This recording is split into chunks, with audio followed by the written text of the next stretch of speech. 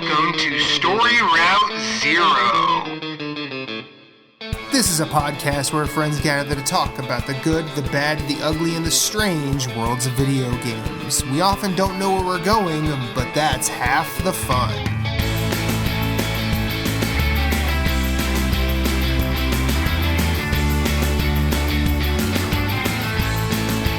Come on the journey with us. Hit us up on Twitter at StoryRoute0. You can send us an email at StoryRoute0@gmail.com. That includes questions, concerns, comments, complaints, pet pics. Send us some recipes. Send us some stories about your day. We're going to listen.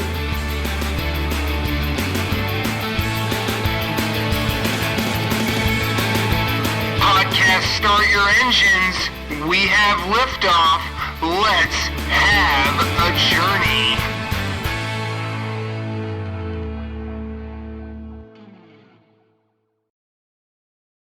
Yo, I'm homegrown for the Bane. Once I rock the mic plain, it's the extravaganza, and we glad you came. Welcome to Story Route Zero, episode 84. My name is Matthew Keel. We are doing a book club episode today, and we have all four of us. Jason, how are you, sir? Doing well. I'm rested. What's that like? I'm not sure. It's a weird feeling, but I go back to work tomorrow, so it's fleeting, and I'm just yeah. Cool. It's like the first person that asks you for help tomorrow. It's like that NyQuil haze. You don't know where you're at, but you know it's going to be ending soon. Michaela, what it do? How are you? Up. Moving on, Moose. How's it going? Doing good. It's going well. It's Monday. So we are recording on Labor Day 2021. How was everybody's holiday weekend? It's good. Mine continues through till tomorrow. Taking tomorrow off. So nice. My vacation kind of encompassed the weekend. So yeah. Oh yeah, anything special happen or no? We went to Mystic, Connecticut for a couple days. Oh, nice. Cool. But tomorrow is the first day of school. They actually going back. Is Aria sad?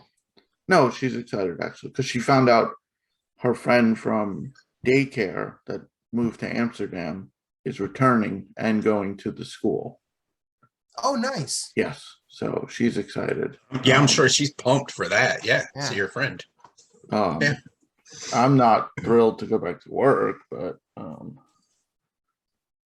that's understandable. Yeah, I don't think anybody's thrilled to go back. And it was perfect because I've seen this TikTok where the person puts their glass on. Where were we? Yes, the pit of despair. I mean, it's true. The Walter Matthau voice. Where were we? Michaela, how was your weekend? It was good.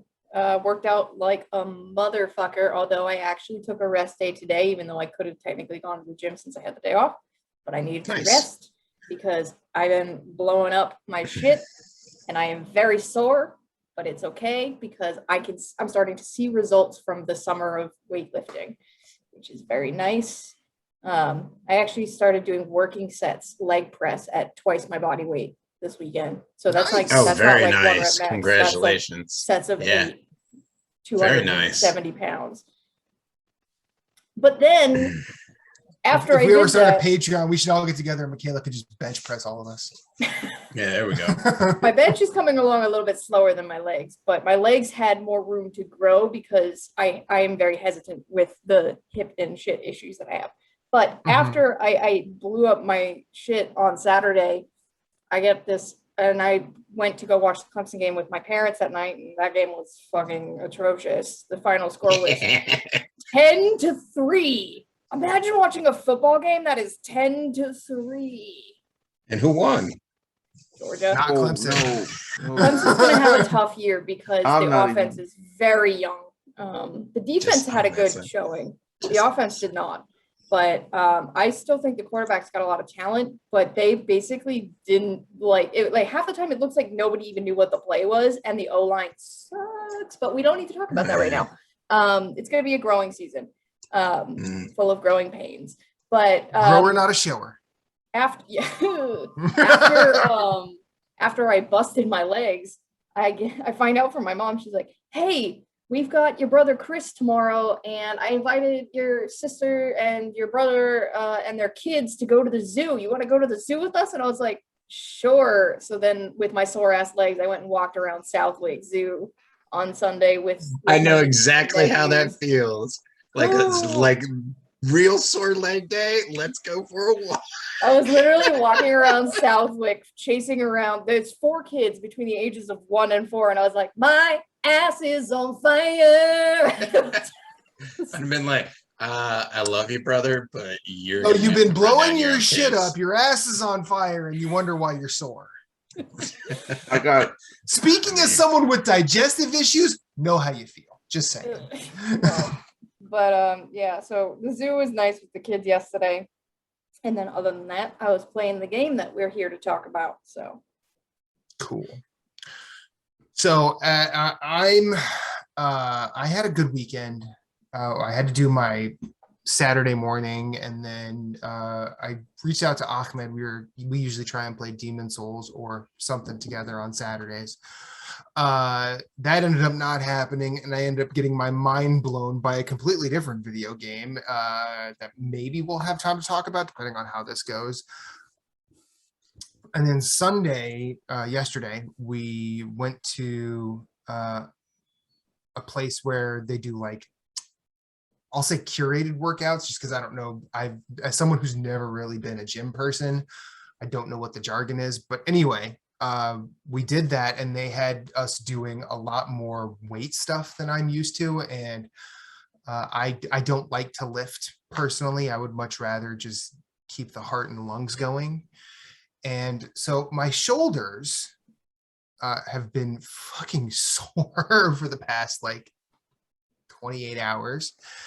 And this morning, I decided that I was going to be very nice to my wife and make waffles. Now, I'm not going to call myself a cook, but the reason I think my waffles are very good is because I beat the egg whites by hand. And when you have sore shoulders, beating egg whites by hand is fucking agony. I had to like set the bowl down. It must have taken me like 45 minutes to beat egg whites. But waffles turned out great. We ended up doing a double-decker omelet waffle sandwich where we just sort of cut it like pizza and ate it. And then we did some awesome food prep today. We're doing a buffalo chicken casserole that we will either eat tomorrow or the next day. And I made the sauce, and I said, "Hey, Reba, I have an idea." And she's like, "Uh-oh." And I'm like, "Just trust me on this one." I got a tiny bowl, and I basically put everything in there in the ratio that I want. And she's like, "Holy shit, that buffalo sauce is great." I'm like, "Cool, we're using it." And so I'm excited to eat that tomorrow. Other than that, hung out, kind of rested, and I played a bunch of games. So if there's nothing else, what do you say we get to our game club game? That works. all right. Jason, what we playing? Story Round Zero Game Club. Spoiler warning. Hot takes. Bad takes. Much discussion. That's right, it's game club time here on Story Route Zero. We've played a game, we've beat a game. Now let's talk about it. We are playing Ender Lilies, Quietus of the Night, a Metroidvania developed by Aglobe and Livewire and published by Binary Haze Interactive. Interesting enough, if you Google the game, Have you ever Googled the game and it shows you like release date, devs, publisher? Mhm. The genres for this are role playing, platform, Mm, indie, mm, adventure, mhm, mm. and fighting game. Where's the spoon? I mean, you you fight, know, but That's not what a fighting game means. I mean, yeah. Yeah, I could stretch, but it still hurts to stretch that far. So yeah, that's. I mean, I can go with the RPG. There's elements I can stretch that more than a fighting game. yeah. Anyway, this is a pretty true to Metroidvania as you can get. I mean, Yes. this has all the elements of the Yeah, genre. this is a Metroidvania as Metroidvania. We all beat this game, Yes. and we all should have the platinum / 100% within the next few days. Yes. This game is just awesome. I mean, I've stated it before, and Mhm. I think you like it a little bit. I think, yeah, just a little bit.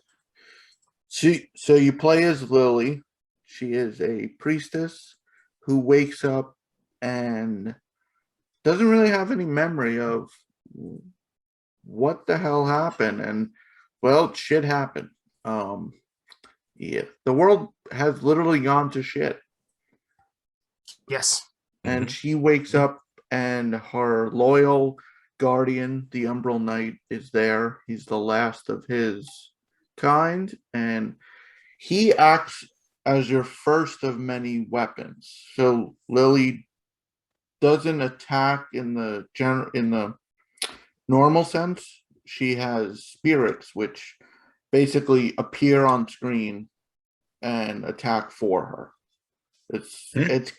She's kind of like a necromancer in a way. Like, she's kind of a caster. yeah, she's kind of like a caster. Like, she summons these spirits. You have a number of melee attacks, and then you also have other spirits, which we'll get into, which can be swapped. You can equip up to 6.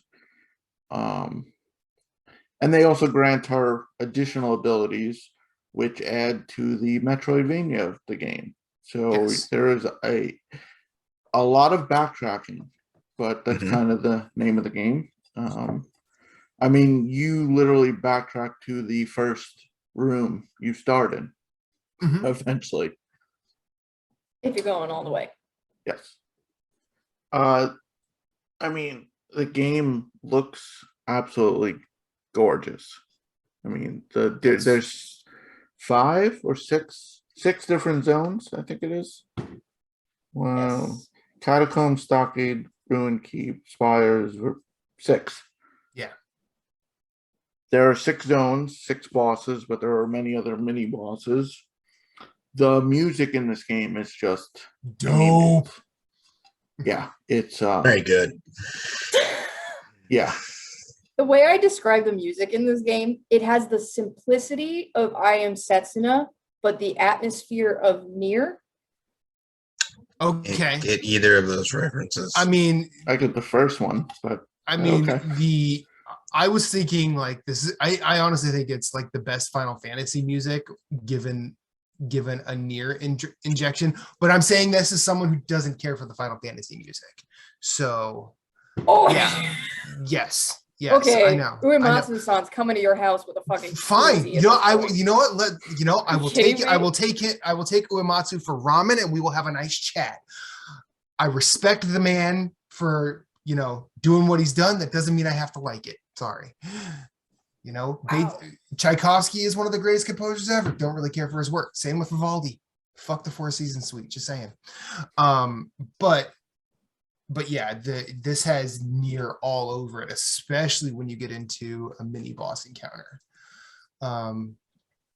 Not as much repetition with leitmotifs or song structure, but the vibes are definitely there. Yeah, I mean it is a dark game. I mean, Mhm. so like I said, the world is over in a sense. Yes. The blight has taken over. And it's pretty much corrupted everything. I mean, when I first described it, I made references to Bloodborne, Mhm. Vicar Amelia, like you could see the corruption as you go. And as you defeat things, Lily has the ability to purify them and they join your team. And then you can use them as you go. So I've been thinking about this in a weird way. This game is kind of like the movie The Fifth Element, where the person being escorted is all the power. Yeah, Okay. But because she's Bruce the one Willis that is like kind of just he's the front facing grunt, yeah, the And- Umbral Knight. and it's more this journey is kind of to realize Lily's place. Yeah, except the Umbral Knight's willing to do this. Bruce Willis is definitely not willing nor wanting. He'd rather be drunk and sleeping somewhere. But wouldn't we all? Wouldn't we all? See, I for mean- me, my touchstone for this story is Final Fantasy 15, actually, which can sound like a bad thing. That is a messy, messy game with a messy, messed up story that needed to be like filled in after it released. But hear me out. Do you guys know anything about 15 or the story? Yeah, beat it. Boy band. That's all I know. Backstreet Boys got back So- together. Boy Jason, band. agree That's all or I know. disagree? One of the best things about FF15 is its villain, Arden Azunia. Yeah. He's a very strong Final Fantasy villain. And what you need to know about Arden Azunia is he's basically like a Jesus Christ type figure, but when he laid hands, when he healed other people, he absorbed the darkness. You see where I'm going with this, with the Mhm. connection here for the story. Yeah. So to me, it's got some FF15 vibes going on in the world building and the story because of the comparison to the villain. Okay. Sure. And the story is told in Ender Lilies you can skip it if you choose to, but it's not she picks up diaries. It's Souls-like in its narrative Yeah. building, in Mhm. that there's environmental hints. You pick up items and read the descriptions, essentially. Yeah. And there's a few like in-game cutscenes, like she'll stop and like The memories. the Umbral Knight like kind of asks her like if she remembers it or like And when she cures or purifies or whatever the verb is, the blight from the bosses and mini bosses that you fight, there are also those like memories, the grayed out cutscenes. Nothing's a fully animated cutscene. There's no voiced dialogue. It's all just written, and it's very beautiful. And the arts, there's actually multiple art styles within this game. So like when you're walking around, it's almost like a prettier, lighter version of Salt and Sanctuary. And then you'll get into these like gray watercolor memories. And then there's these pops of color sometimes that are just very intriguing. And actually Gorgeous the game as gets hell. more colorful the further into the abyss you essentially go. Very interesting. So let's cover the zones. First up is the catacombs, which you start in. No. First up is Verbatim Domain, which can eat a bag of dicks. No, I was I going, don't know that. well, I was going in order because I knew you were going to say that. I know you were going to order, but I just wanted to get it off my chest and let the I believe it's listeners know verboten domain, and But the that the is- bag of dicks can be eaten by verboten domain. that place is fucking terrible. Anyways, continue, Jason. You start in the catacombs. It's your standard starting zone in a sense. It's nothing too difficult. I mean, you kind of You've seen this in every Metroidvania Yeah, ever, you except kind of- maybe Metroid. Like, Well, There's yeah, that's not true. like there's Yeah. not even a ton of enemies at once. You kind of just it is a tutorial zone in a sense. Most of the enemies are simple. They're defeated easily. It's nothing special. You move on to Right. the stockade, the prison area, which is a little outdoors area to it. The zones do go all over. I mean, like I said, we said it's a Metroidvania, but it's not just a straight progressive. Like there's so many different paths in the. And you can do them in different orders. We might, Yes. I Yep. guarantee we didn't play them all in the same order. I can, yes, Probably not. yes. I ended up at Verboten Domain like 3 times before I was supposed to go there because I kept thinking that was the way I was supposed to go. You finally end up in the ruined keep, which is in the throne room. You're high above everything. Luckily, there's no fall damage in this game because I fell a lot. Yes. Yeah. That was kind of nice. I like that. I found myself double jumping before I landed most of those, so I didn't take fall damage. Yeah. So. Or dashing. I'm just so in that habit from other games that I would dash and then like, I didn't really need to do that, did I? You end up. Look cool. Yeah. The Twin Spires, which led to some outdoors area, which weather has no bearing on the actual gameplay, but it was cool that it was like the snow covered snow style. Yeah. Then you get the Bag of Dicks zone, Verboten Domain, which definitely ramped up the enemy difficulty. Yes. Some of those, mostly those big fuckers. Yeah. The big spiky fuckers. Yeah, they suck. But some of those knights were kind of a pain in the ass. I don't care about that. Yeah. It's the big spiky fuckers, especially the ones that can move. Yeah. That's not allowed. Oh yeah. Towards towards the end of the zone, the ones that move, you're like, whoa. Oh, and by the way, it's the already... poison swamp equivalent of this game where the environment will it's Blighttown. It's Blighttown. Like, yeah, I let's just call it basically Blighttown. was sitting there going like, fuck every developer that's like, we need a poison zone and I hope they die a horrible death. Not really, I'm just kidding, but just no, like there doesn't need to be a poison zone in every game. Says the man who plays Dark Souls 3 a lot, and there's 4 of them. Nobody's talking to you, number one, and number two, I can't help it that it's already in there. I didn't say, hey, put poison zones in my games. But Miyazaki, there's going to be some in Elden Ring. So they did, of course, they did balance those spiky assholes out with the Fantasia styled magicians who like one hit and they die. Oh god. Yeah. Their hats were bigger than them, and they just float there, and it's like. Yeah. And then finally you end up in the alien planet of the bowels of Mars, like the deep, like what the hell? Like that was like just a whole new world. Like it was just, I think it didn't match at first.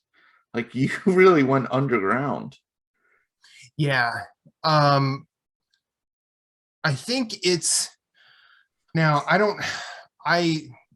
I failed you guys and myself because I wanted to look more into the lore before this episode, but I did not because I was distracted. Let's just be real. But I think that was because there were like, I think the blight was a result of an experiment, kind of. Yeah. Yes. And I think that's why it looked so much different, because that's like ground zero for where the blight started. And what was cool is at the very bottom, you have that little outdoor area. It was like weird, like you're deep underground, and then the bench is there right before the final boss, like this. Yeah. But yeah, Faden, who you unlock right before that, he's responsible, kind of, indirectly for it. Made me very upset for a second. I had a moment where I got very upset. Right before you purify Faden, you have to fight Muriel. And she's like the one and only boss that you fight that doesn't get purified. I'm like, that's fucking sad. Yeah, Muriel, she went to hell with herself. Yeah. She got it rough. Yeah. wasn't Like I she was sort of like wearing up a wasn't she storm sort, every time she killed me, but wasn't she sort of like the true believer of it all? Yeah, I think yeah, Isn't that how she was her like story his. played out? She was Faden's lover / acolyte / experiment. Yeah. Not cool with any of that. yeah, like the other Yeah. enemies you fight are they've become corrupted. She kind of was the first. She willingly, or Yeah. well, maybe willingly. He may have not told her everything about the experiments. And you She read didn't her exactly letters, sign a she writes waiver. about like she trusted him implicitly. You Mhm. may turn into She a left 2 letters giant behind. blob.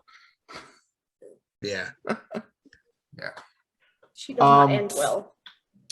So we've mentioned a few enemies. There are quite the range of Mhm. you got your slugs and rats. The mermen, they Yeah. fucking swim fast. They The scared me the Earth first frogs. time I saw one. I was Dude. like, fuck. Fucking Oh my God. Yeah. Michael Phelps corrupted. Like they can chase you down underwater. And they don't Yeah. stop. They don't turn Oh. around. Mhm. They're like worse than the giants in Skyrim the first time Yeah. you encounter them. Like you run away and you're like, oh, I'm safe. Oh, here's a wolf. I'll take on the wolf. And then you turn around and all of a sudden the giant's got a club coming down on your head, like ready to kill. You're like, what? So that you land Like, You again? Yeah. you like land in water and the mermen don't see you at first. And you're like, shit, do I move? And then all of a sudden Yeah. they turn and it's like, fuck, run. Mm-hmm. The worst is when Mhm. you land in water and you're like, oh, there's 4. Get out. Yeah. Those giant blobs on land that shoot spikes just suck. Yeah, with the arms. Yeah. I feel like I was playing that part. So I was at that part Tuesday or Wednesday, and I was like, oh, well, Wednesday night, it's been taking me an area and to get to a boss a night. So I was like, I'll be through this area and beat the boss tonight. No, because I didn't have the patience for those blobs. And they're just basically like quote unquote a rhythm game. Because you just have to understand when they attack, dodge, avoid the spikes, all that stuff. But the problem is like there's like you're wanting to get through the area, number one, and number two, you have to find a mask that makes the fog do less damage to you. And if you don't have that, don't even go in that area. No. But even if you have that, like your health going down kind of causes an anxiety for you. And so it's just like trying to push through those. And that area was a nightmare. It took me like 2 days to complete that area and get to that boss and clear that boss and move on. But yeah, I hate that area. Yeah, I hated those enemies. I didn't hate it. would pretty much hit and run. Nobody's I kinda, asking like, you. Would hit them and back away a bit. The kamikaze guys sucked. The first time you see them, you don't Yeah, they're realize, and annoying. then, hey, this guy's I'm not doing damage. Mhm. Oh, I yeah, was the guys more that blow annoyed because themselves I up. couldn't kill Yeah. them fast enough to get the XP from them. I Yeah. was Oh, actually yeah, more yeah. annoyed by that. Because if they blow themselves up, you I'm don't like, get shit. I don't need your XP, buddy. You can kill yourself. I'll shoot you, whatever it and costs you fuck to blow those yourself up. beehives. Those Yeah. beehives. Yes, the fly hives or whatever. Whatever they Yeah, were. yeah. They Or look the like rat flies to nests. me. You know what got me the first time that I was like startled and was like thought I should be more afraid of it than I was until I figured it out was I don't know what you call them. They're like witch thingies with like the scythe wheels that they throw. Oh, yeah, they They suck. scream Oh, yeah. a lot. Yeah, The those The first guys- time I yeah, saw they're one not of those, that I was bad. like, fuck, what is that? Yeah, like you are, and then like you're like, oh, I it's can't literally get a past Salt and these- Sanctuary these boss. I'm like, attacks. oh God, no, God, That's no, what God, it is. no. I'm There's not a ready lot for the of Queen of Sanctuary Smiles looking already. shit. And this Yeah. game's version of the Mimic. Oh, Yes, the Oh, mimics. yeah, the urn. Those ones can actually bite my ass. The big spiky blobs, worst. The mimics, second worst. Because you know what? Everything that's even remotely a hint, a little bit of a Souls-like has a fucking mimic in it. These ones are Yes. they hit hard. These They are move fast. hardcore. These guys, I think, You are can even tell more which ones they hardcore are, than Dark though. Souls You You ones. can tell. Yeah, Their you'll see the pots are a little, little like- darker. Their parts are. Well, they their also- parts are a They little pop darker. out from the environment a little more Well, too. they also got something coming out of them, like you can see like something floating out Yeah, of you the can urn. tell a little bit. Yeah, Yeah. yeah. But sometimes if you are just like do, boom, it's like fuck, damn it. Yeah. And Uh-huh. then you have dragons. Throwing Dragons. dragons. They Yeah, those fun. were in the And Twin undead Spires or the dragons. Rune Castle. Yeah, They were in those both. dragons were punks. I thought I didn't really. Yeah, the dragons aren't that bad. Yeah, it's just No. like Except the bridge where there's like 5 of them. Yeah. And then it's like, Yeah, Well, and you you got to beat see them all them- before the doors open, I think.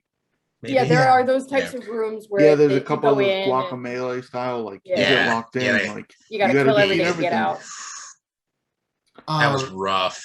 That was really prevalent in the I want to say was it the Twin Spires or the Rune Yes. Castle? Yes. Like Yeah. maybe both of those. The one section where you have to go up and you have to unlock one side do like of the a elevator doorway puzzles. and then you got to do the elevator Yeah, puzzles. There's like rooms before you go each level and you have to get through each rooms and it's just like And because Oh. it's because it's a Metroidvania, of course you're going in there. right. I You think- have to. like you I have to will- go in there. There ain't no turning back now, baby. I will say the Ruin Keep was the only section that had that puzzle element to it. Like the rest were kind of like pretty straightforward. Like you can go this way, you have to go this way, but you had to kind of, like you said, activate the elevator, go down, Yeah. activate the other one, go back. So then Verboten the had that a elevator- little bit with that like long tube like room where you had to unlock the elevators, both sides, similar Well, you had idea. to unlock it, but I think with that you were literally doing circles and backtracking in the same room to get like access to like move an elevator up, go back down to go under. Like I think the Ruin Keep is the only place you had to check your work. Yeah, and Yeah. Yeah. and there was Yeah. a lot more close quarter combat. It Mhm. was Mhm. definitely easier to die, and at least I did like whatever you did was saved upon death. Yes. You never lost like level progress in as Yeah, far that as was unlocking stuff. That's something we haven't mentioned yet. So Ender Lilies, we've talked about it as Metroidvania. We've compared it to some games like Salt and Sanctuary. We've touched on how it's a little bit Souls light. It is not a full-on Souls like, but again, Souls are basically 3D Metroidvania games, so you're gonna see similarities. But this game is incredibly forgiving. You don't lose Yes. progress on death. You Yeah. don't lose experience on death, and you can fast travel back to your respite at any time, literally mid Yes. combat. Yes. It's a Without very penalty. forgiving game. Without Well, penalty. the only penalty is if you had built up your like special bar thing, I think it's Yeah. called SP, you Yeah, will the lose spirit. that. Yeah, you lose Yeah. that. Yeah, you That's the spirit only bar. thing, and that's not a huge Yeah, deal. like but that's also one of those things that like I'm not sure that's actually a penalty. Well, because it also mean- builds you're not going to use it unless you're in the boss, and you can build it up on the boss. Oh, if I you was need using to. it whenever I the fuck I used it felt like. constantly. Yeah.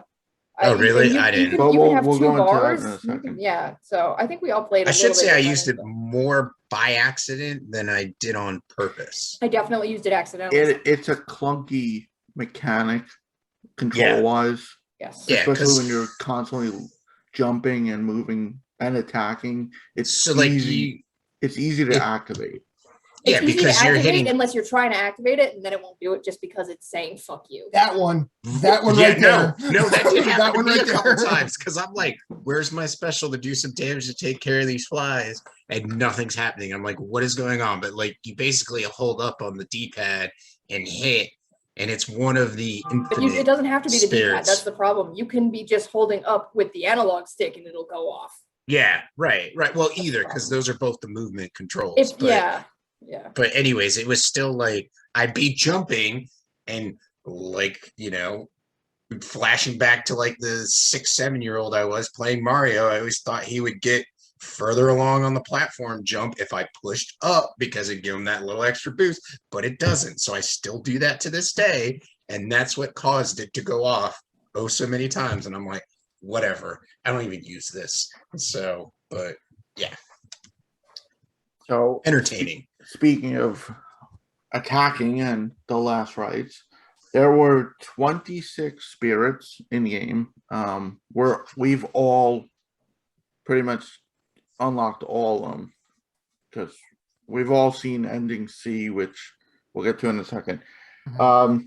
You start with the Umbral Knight. It's basic sword. Mhm. He's kind I mean, he is basic, but once he gets upgraded later, he's really powerful. I think he has the quickest attack Mhm. in game, and it's Mhm. nice. Guardian Sigrid, she does this. I know Matt liked it. She carries a Yeah. flail. She and she I carries like her she too. carries like a ball and chain and swings it. And what's cool is Yeah. she also has a midair attack.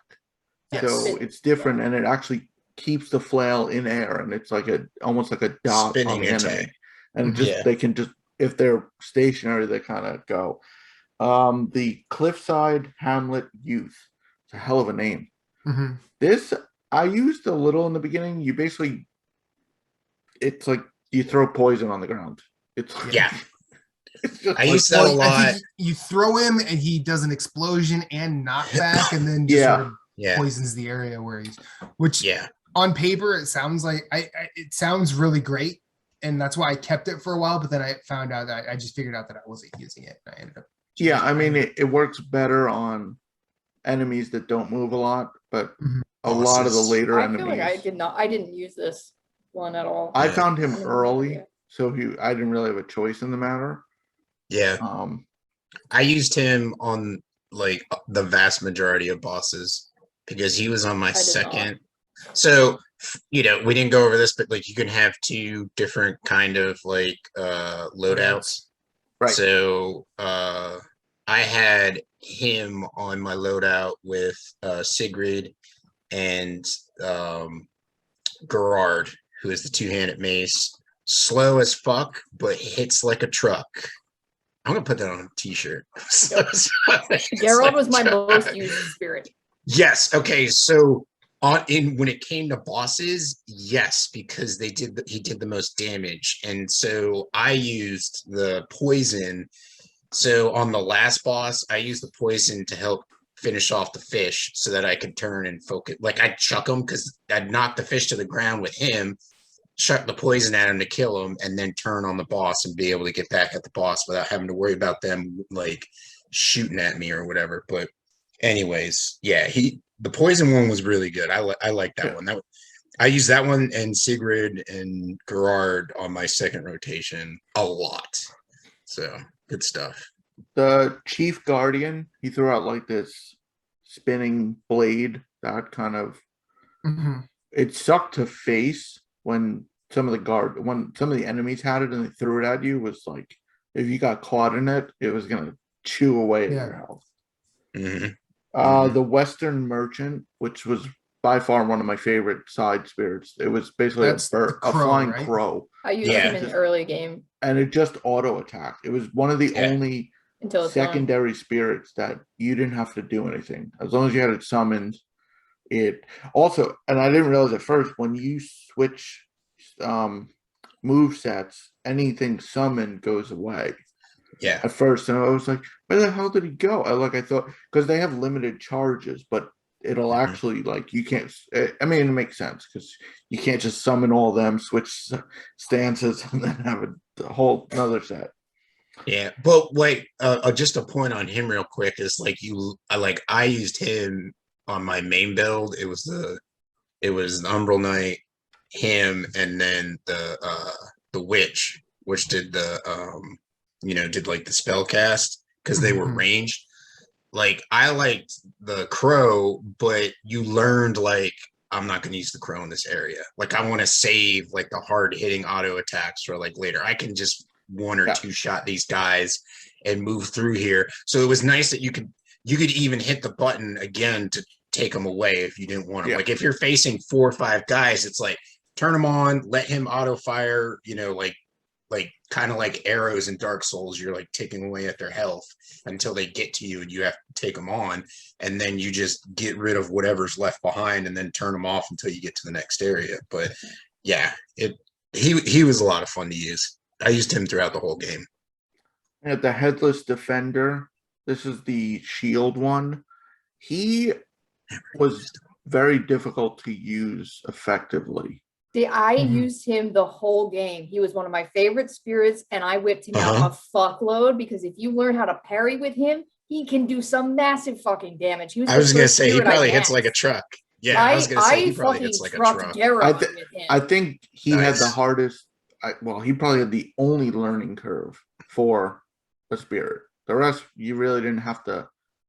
I mean, There's another one that's placement not easy. there's another one that's the parry, the pot, the mimic one, but Yeah, I never yeah. really used that because I was using the headless guy right up through the whole game. We could all just say a lot of these we never used because when you get a lot of them, you're so far into the game, you already have the set. But we all had different loadouts too, and this is where you can kind of make that argument for the RPG element within the game. So you're not just leveling up; everybody can play it a little differently. That's true. That's totally true. But I'm just saying, like a lot of them, I feel even for us, I know like half of them probably fell down to the wayside. Like we didn't even touch half the spirits. Yeah, between the four of us. We mentioned Gerard. Garrod smash. His biggest asset is that he staggered the quickest. Yes. So all enemies could be staggered, and even bosses, and they would literally drop to a knee.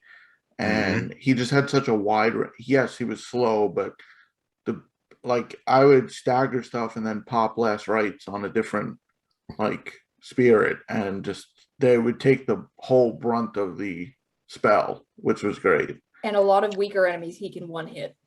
If I'm not mistaken, he got faster as you leveled him, just a little bit, didn't he? A little bit faster, and originally he's only a single attack. You have to upgrade him to even get him to chain 2 attacks. Right. Like he's only a single attack at first, and then he upgrades to like an upward swing, and then like a stab down into the ground. And he's got a little bit of AOE effect too when you get that upgrade, because when he smashes his hammer down, he'll hit for a little bit of AOE. It's small, and he was good, but he still does it right. He was good for cheesing some enemies that were above you can kind of hit them without being. Yeah, you can hit them through the environment.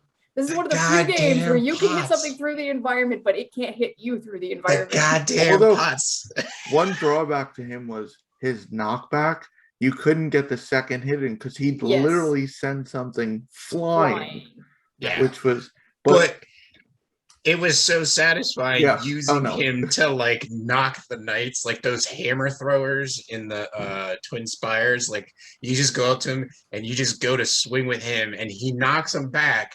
And they just go flying, and you hear it. Like you don't see them die; you just hear the noise of them hitting the ground and dying, and then all the experience comes to you. Depending on how hard you hit something, his knockback can finish it off, but sometimes it does survive, and then you got to get over there and kill it. Then you got to get over there and get it. And his, I guess, passive ability, he adds the ability to break floors, which you come across. Red floors, red floors. We got the Cliffside Hamlet Elder, which is that belly flopping abomination thing. It's hard to aim with. Oh, it's terrible to aim with. Oh yeah. I use that in a lot of those like challenge room type areas. Yeah.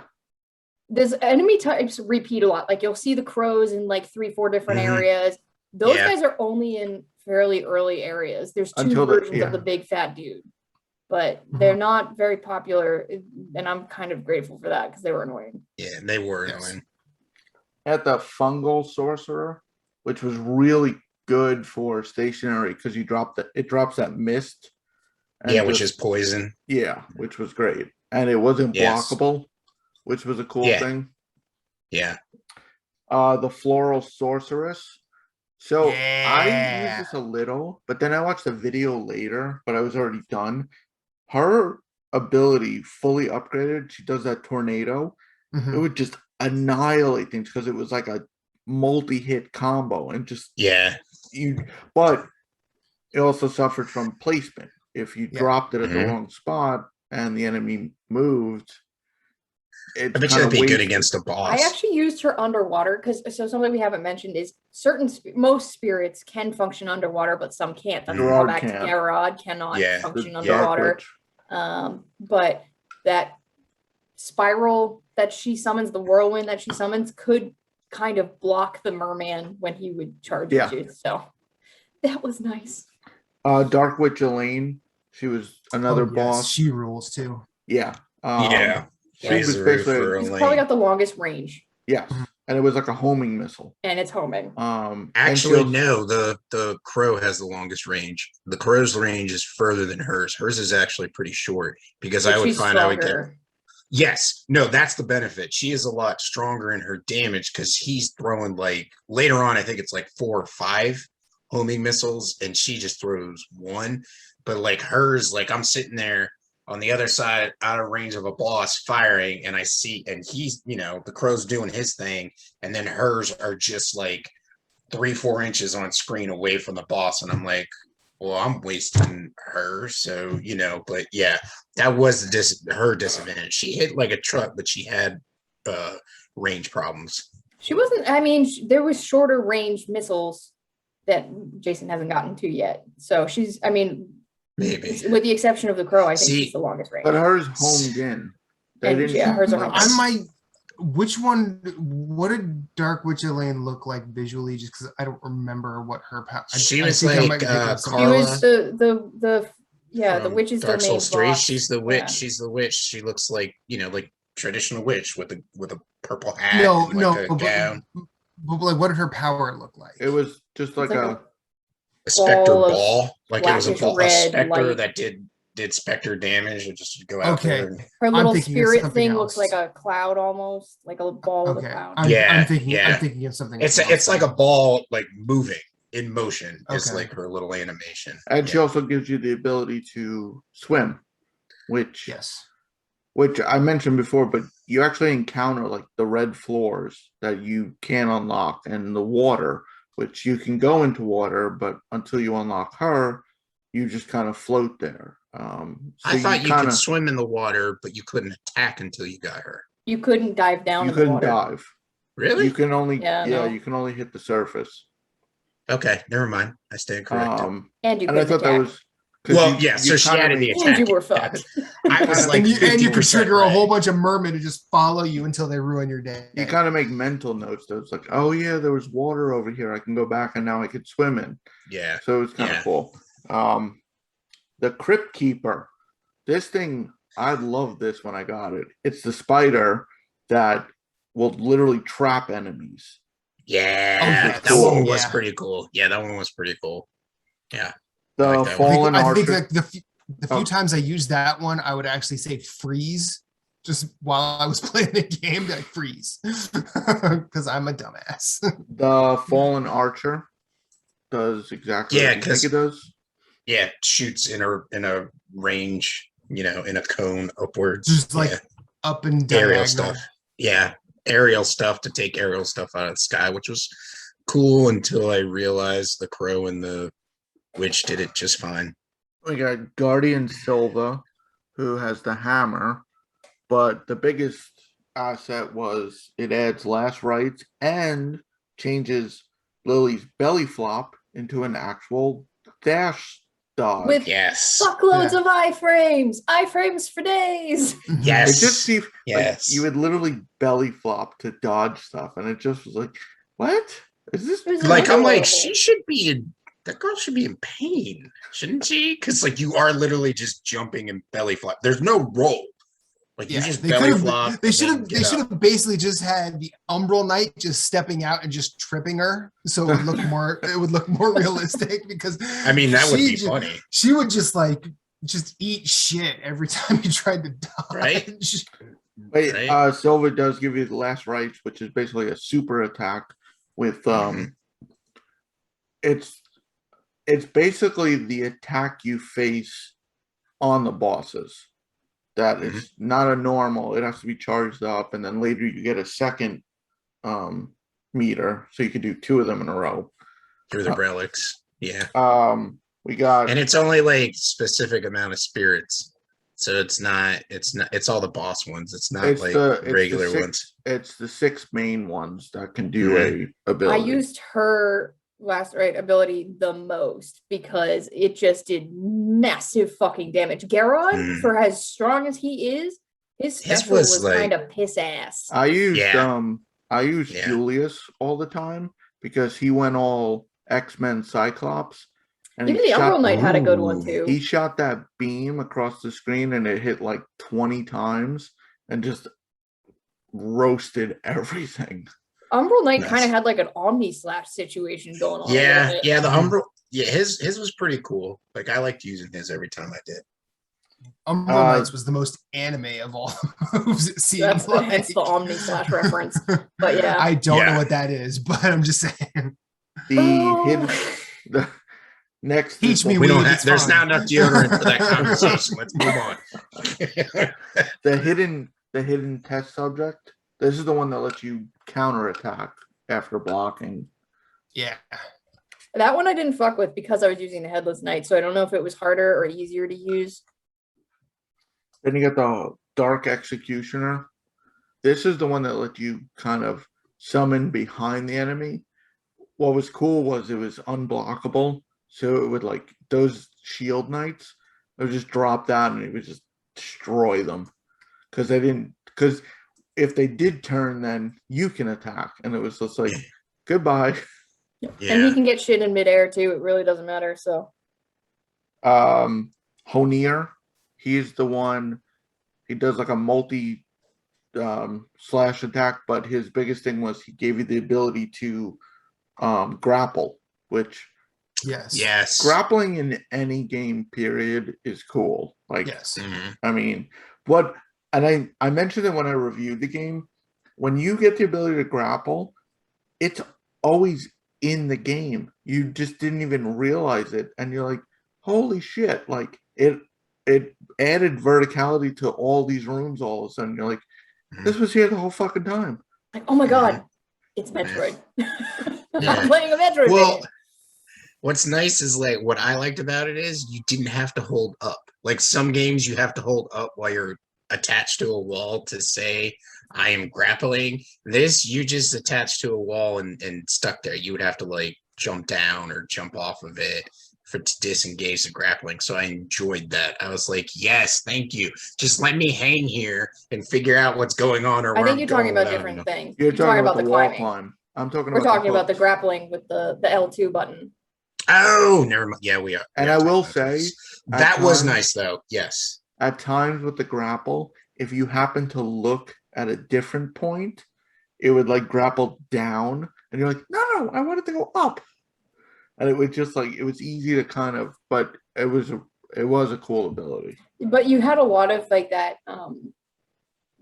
that fall time. Like you had time to like keep grappling up. Oh, Like yeah. you weren't. Yeah, stuck. like if you went down, you at least had enough time to hit that one to go back up and just But get also, back if to where you you pulled were. it, if you pulled that other point from further below, it would really shoot you up. Yeah, the Fallen Sentinel. Another range one. This was, and this added the extra dash. So if you use this, you'd have 2 air dashes essentially. The Castle Town Maiden. This was the dog, which Yes. Never used also I the didn't use most this one. upsetting boss fight in game. Yeah, 'cause That you're one, just- did everybody else kill it in like 2 hits? Because it just You're like rolled supposed over to. and It doesn't died. fight, and It that's was why very it was like, sad. Yeah, that's Did I why have it's to- did I sad. have to Yes, kill he the- just said it's I the have to- saddest Did I boss have to game. kill a dog? Well, I didn't know if it Right, was just yes. because it was the dog. That's why you were saying that. I was just No, like, it doesn't. If you No. just stand It there, doesn't it won't fight even you. attack you. Yeah, it's like, hey, how you doing? And all of a sudden you're just like, and it's like, wait, what?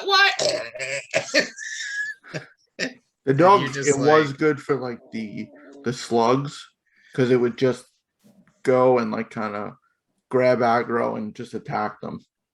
Because some of the slugs were hidden, like you wouldn't see them, and then they would just leap and just conveniently knock you off a high platform.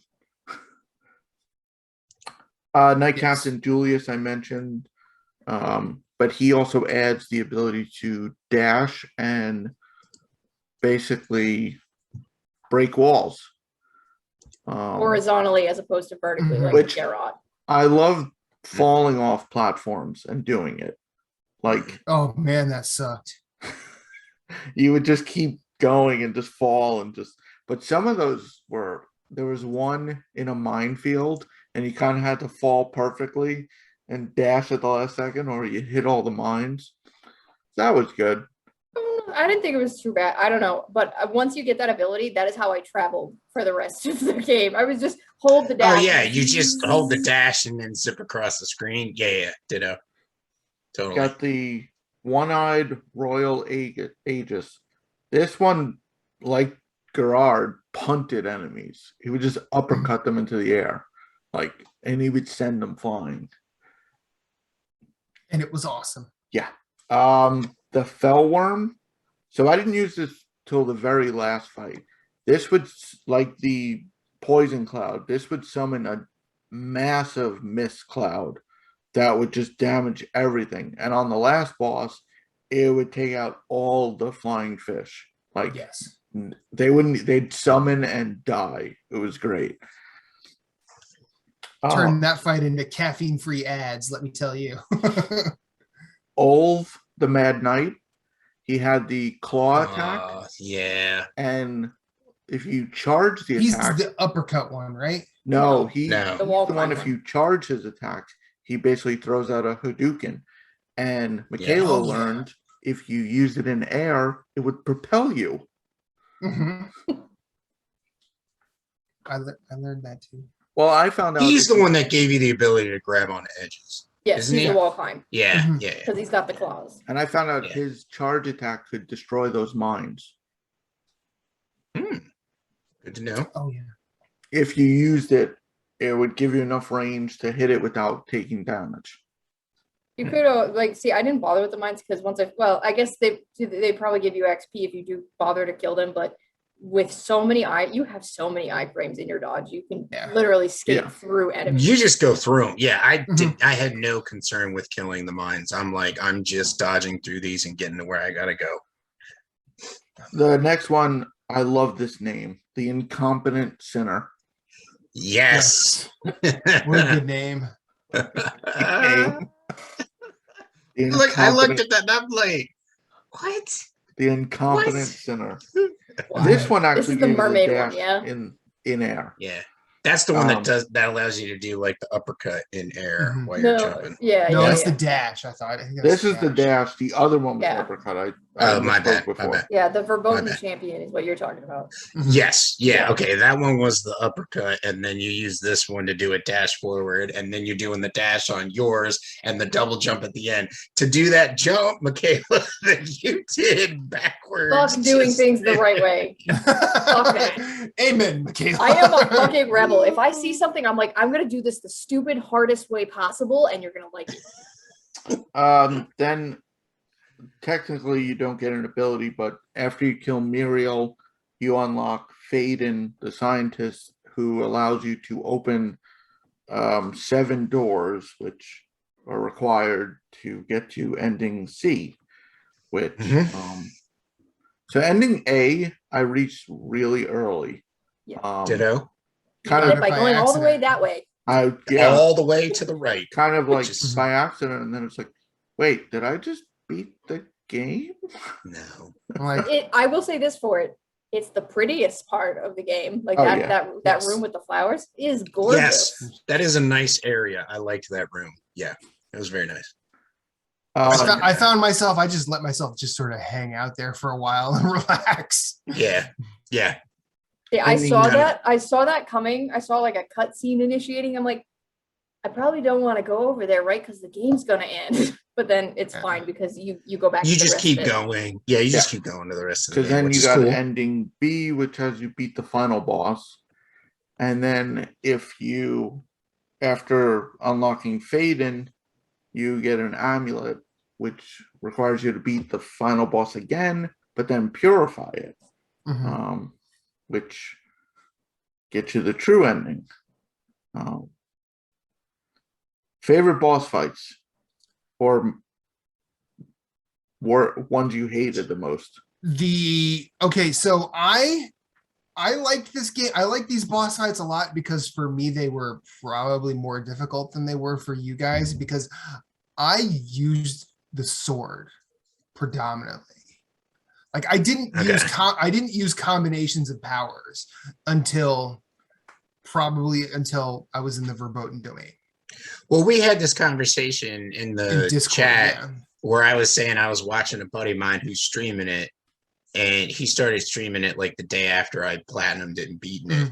And he's not using any spirits for the bosses. And I was like, hey, Civvy, I was like, you have spirits. And he's like, oh man, don't worry about it. He's like, I'm just trying to learn the timing. And I'm like, but it's extra damage. And I'm like, you know what? Blind, let him do what he wants to do. You know what I mean? Like if he wants to put in the extra, I mean, and this was coming off of Grime. Like he just beat Grime to a bloody pulp. And so I'm like, he probably doesn't even need the spirits. So anyways, it's been fun watching him play.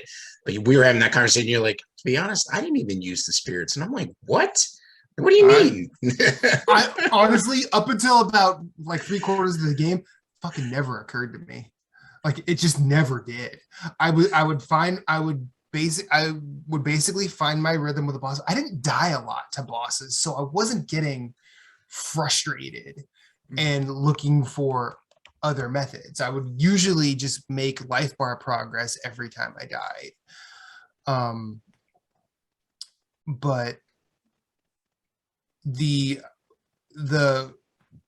boss fight that I really liked the most, and this isn't, I don't think it was the best, but I liked the one where you're at I think you're at the top of the castle and you find all of this blight that you can just basically loot.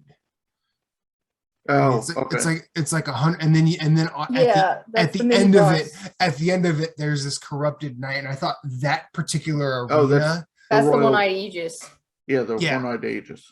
Yeah, thank you. I just didn't remember the name, but that is the one I'm like, wow, this really tells a story because all of these guys came after this guy at some point, and he's just waiting there in a pile of bodies for the next challenger to approach. I mean, it kind of had that. It's not really the same like cinematic, but it's like when you walk into the Abyss Watchers fight and you see that one finish off someone, and then he looks at you and is like, all right, your turn. I did like that fight a lot. And then I'm pretty sure I'll agree with most of y'all on other good ones as well. The only fight that gave me trouble was, I think it's old, where he summons all the ads. Yeah. And he keeps disappearing. Yes. And at first I kept missing my attacks because I would like drop an attack and he'd vanish. And it's like, you son of a bitch. I'm having trouble remembering. What is this one? Where is it? He would like jump around the room, but he kept summoning ads. He summoned like those bloodborne looking things that would kind of disappear. The specters. Yeah, the executioners. Yes. Okay. His first two phases were very easy. His third phase got very annoying. But then then he'd be even more flippy. But then I realized Gerard's attack in midair could spank his ass on the way down too. I would just, because if you weren't close enough to him and you could hit him though, he staggered very easy. You wouldn't vanish. So, and then you would just stagger. I was disappointed with the final fight because I one-shot ending B and I two-shot ending C because I wasn't prepared for a full boss fight with a full health bar. I was like, wait, fuck, all my charges are gone. Shit. Yeah. And it was caught me off guard. But then when I went back, I was able to kill it. But like, I thought it was just a little too easy. I mean, but then again, I think the bosses that don't move in game were easier. Muriel, I had a little trouble with, even though she doesn't move, because her attack pattern, she could cover a lot of the screen, even though she wasn't moving. Whereas the final boss, his shit kind of just hit the same spots over and over again, even though he was summoning mobs. Yeah. Alv doesn't summon mobs. Maybe it wasn't Alv then. Was it? It was Honir. That's why I was getting keeper thrown of the off. abyss. Trying to remember what you were talking about. Yeah, because he's the dude. He'll stand in the back, and you'll have to fight the guys that he summons. Yes. And then to get through him as he's throwing a blade at you. Yes. Yeah. I was like, wait a second. I was like, I don't remember that guy doing, because I'm looking at the, the guide. I'm looking at the bosses. I'm like, I don't remember this guy summoning, but I do remember because he's like the Abyss Watchers. Yeah. He has other Abyss Watchers, and it took me only 3 tries with him. I think overall he was the easiest boss for me, just because like you figure out his pattern and it doesn't really change too much, so you can get through it pretty easily. I really liked the witch, Elaine or whatever. She was a lot of, she took me an hour and a half to beat. That was the longest it took on a boss fight for me. I don't know why. Probably because I had a couple of beers that night. I was tired and I was dragging ass and I just was not really paying attention, but she took the most lives from me and attempts. She also, since she's in the air and moves, you didn't just deal with side to side. You dealt with verticality. Yeah. So you'd miss an attack because she was above you, and then you'd have to like regroup, and it was like and then she'll throw that giant column of spitting blades, and so you're locked on the other side of it, trying to dodge her like missiles coming at you, which I, like an idiot, would sometimes I'd be moving like close to that column of spitting blades, and instead of moving away to dodge, I'd hit the dodge button first before I hit and I just dodge right into the blades. I'd be like, I'm gonna eat a blender tonight, so bye. Look, it's a mini smoothie. Right. Yeah, I think overall the bosses weren't, I mean, they all had patterns you can easily learn. And it was nice because you died, you can just retry. There was no like they're always next to a save point. There's only one boss. There's a respite right there. There's only one boss where you have to go through like 4 or 5 enemies, but you can actually skip that. And I can't think of the one. You drop down and there's a bunch of platforms, and if you don't go all the way to the ground, you can get to the boss, but if you do, there's a bunch of enemies, but you basically can skip them all. And I can't think of which one it was, but most of them generally just die. Was it Julius? It might have been. There was a few. I think that was Julius. The only fight that I struggled with was actually Julius.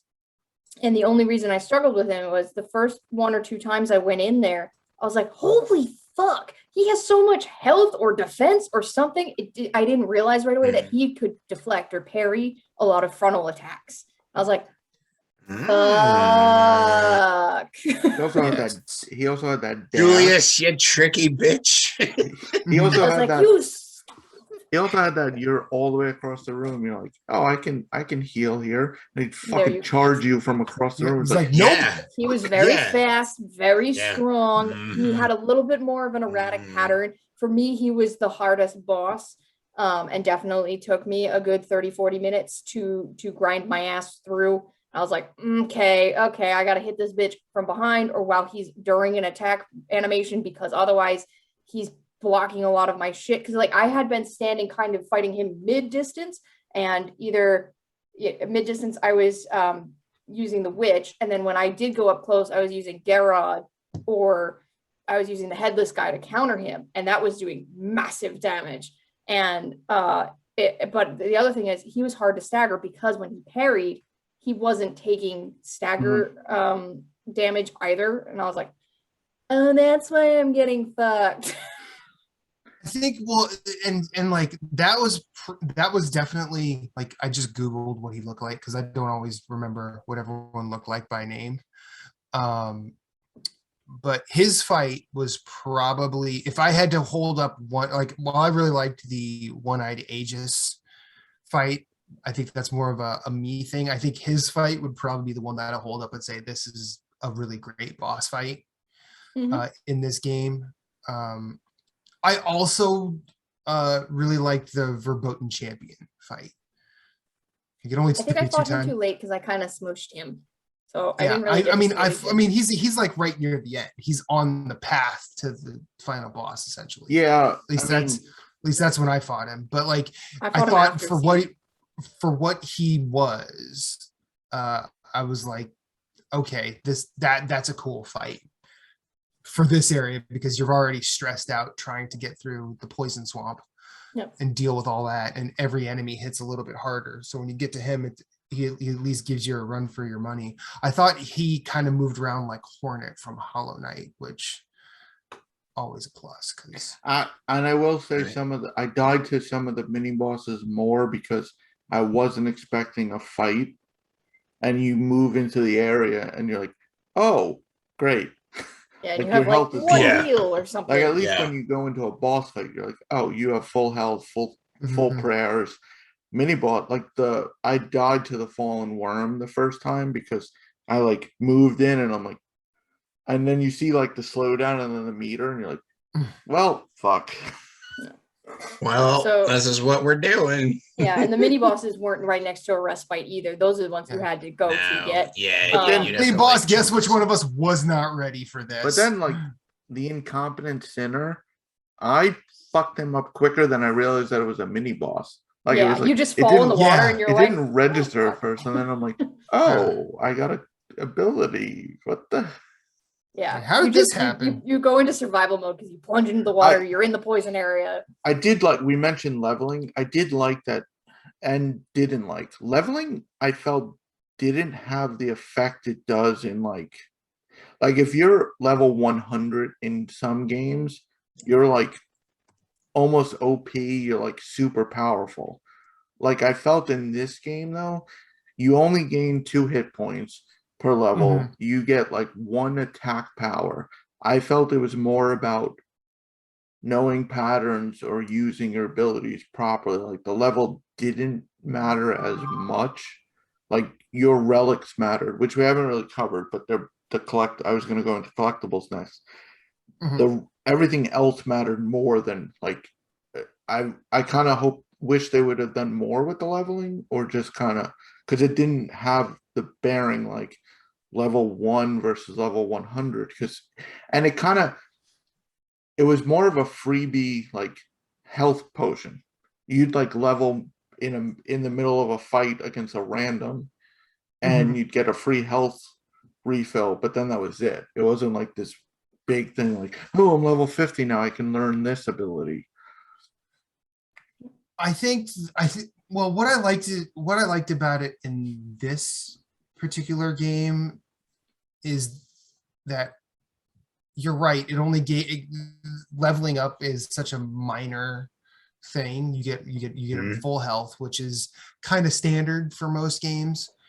But it also enforces and I say this after the fact, having used not very much of it through most of my playthrough, it sort of enforces the relying on strategy. and considering I did a lot with the sword, I mean, I used Geralt or Garrod when I felt the sword Gerard. wasn't hitting hard enough or whatever. I don't know. I'm just looking at his name like, oh wait, it is. I Gerard. use my hammer brother. That's right. And would if the sword wasn't hitting hard enough. But I also think because I started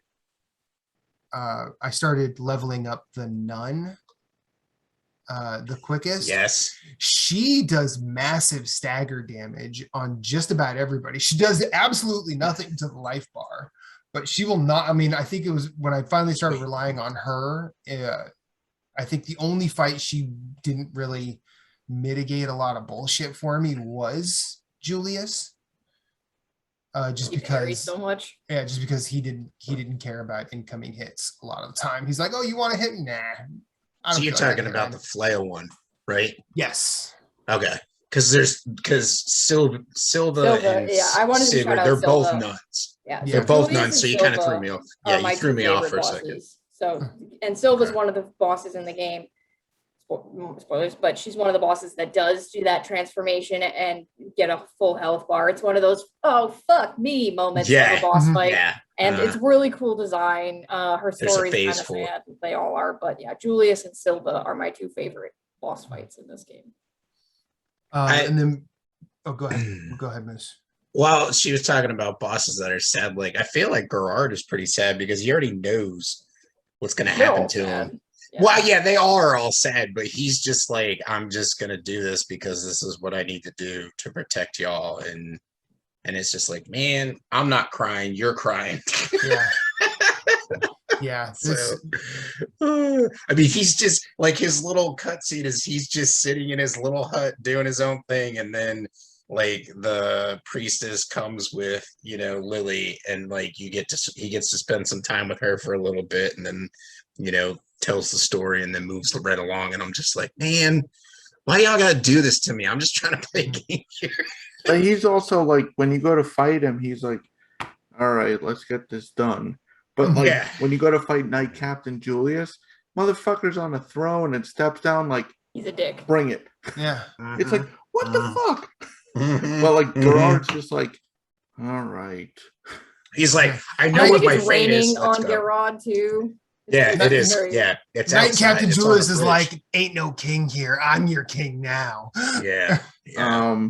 But yeah, so I said how leveling didn't have the effect because the collectibles did, and like you would get 5 HP from every amulet. You Some of them are 20. Or 20. Some were Yeah, it was, later, but Yeah. more relic slots, and like Mhm. that was another thing. Like I bet you all of us, our relic loadouts were Different. completely like. And I had different loadouts for bosses versus exploration for my relics. Relics being the accessory in this game we haven't really explained. You don't really wear armor or anything like that, but it's you like do have rings. certain like rings, amulets that give you more Mhm. health, more defense, more attack, More better, SP bars. more Oh SP yeah, I instead bars of or had two. SP that. accumulation. I had multiple SP bars, and I gained it quicker, and like I would be spamming last rites as it popped up. Yeah. Mhm.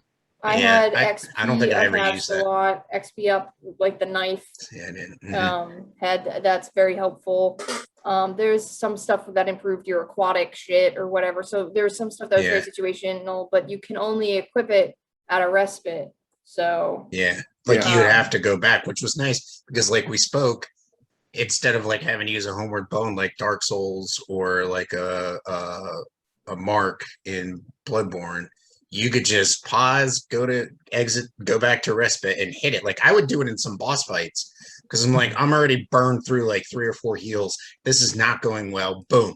Let's get out. Let's get back in. You know what I mean? Like instead of like seeing how I'm like, I know for sure this is not going to end well. So I'm going to quit this boss fight and go back out.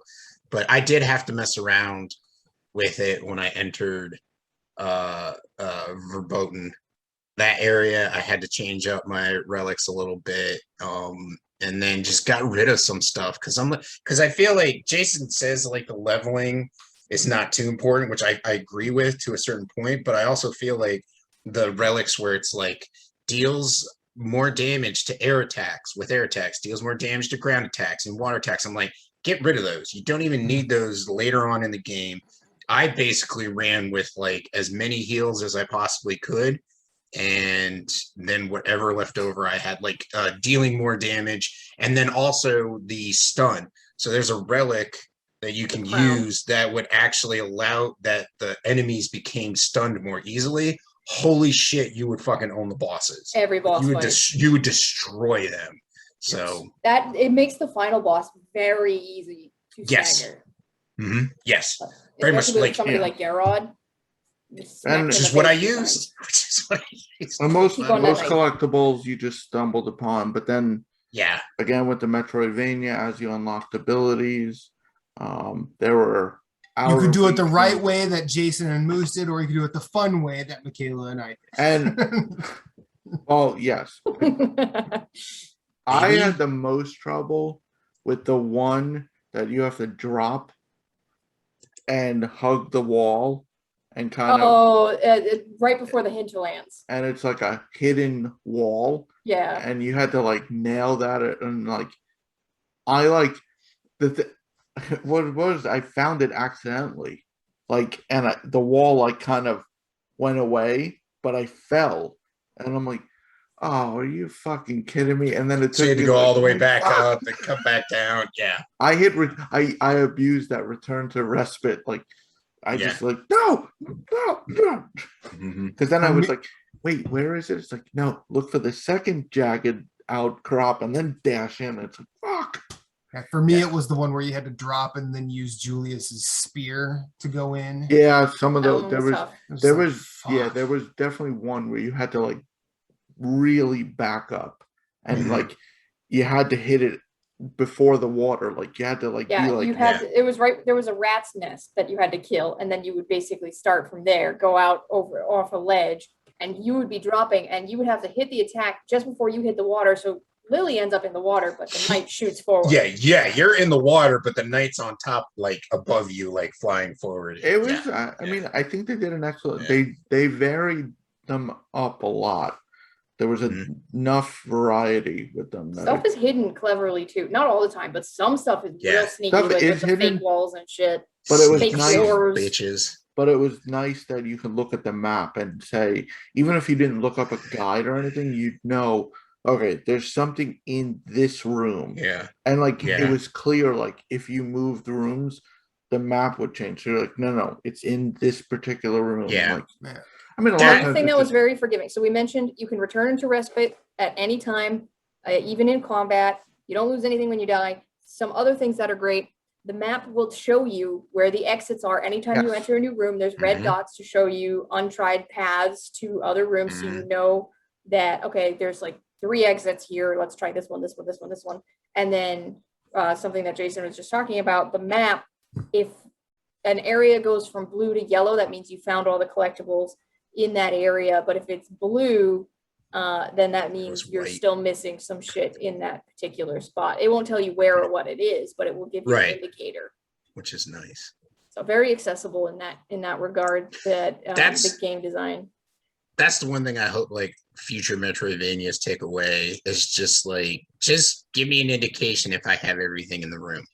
Don't make me like either use a guide or like fucking jot things down in a book like, oh, I got this, like just show me, color the room. You know what I mean? Like in that, if it's blue, I still got to find something in there. If it's yellow, boom, I'm on to the next one. They should, you know? though, they should give another indicator. Jason can speak to this, other than color, because of color blindness being a thing. Yeah. That's true. That's the one Yeah. drawback. Another thing that was Yeah. very nice about this game, leaving a room does not respawn the enemies. Only touching a respite did. Yes. So only Yes. resting. Yes, that was very shit. nice. Yeah. You could leave, 'Cause, you like- could travel between rooms, and if you had killed shit, it stayed fucking dead. In fact, you could travel the entire map, kill everything on the entire map, and the only time it would respawn is if you touched a respite.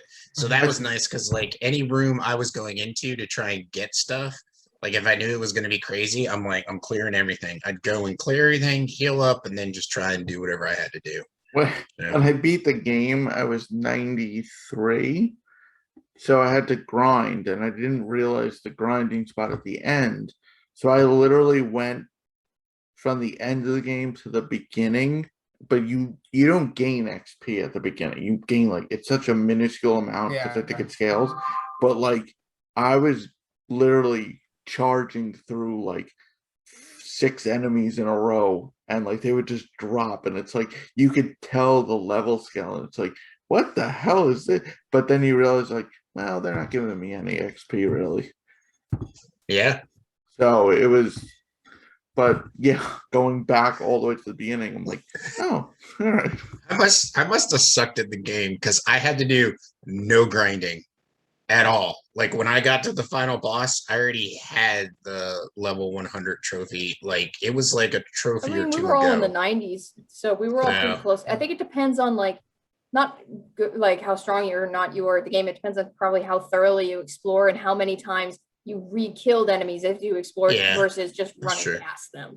Mhm. Yeah, because a Right. few like, Well, I collectibles did have the missed. crowd a lot, so he was probably killing some people while I'm running through an area. So that does make sense. Right, and like a few collectibles I missed, I would return to respite, Yeah. so it'd respawn everything in the room instead of like it was more out of laziness. Like if I fell off a jump, Yeah. I'm like, instead of climbing, I would just, but then everything would respawn. So Yeah. I mean, Yeah.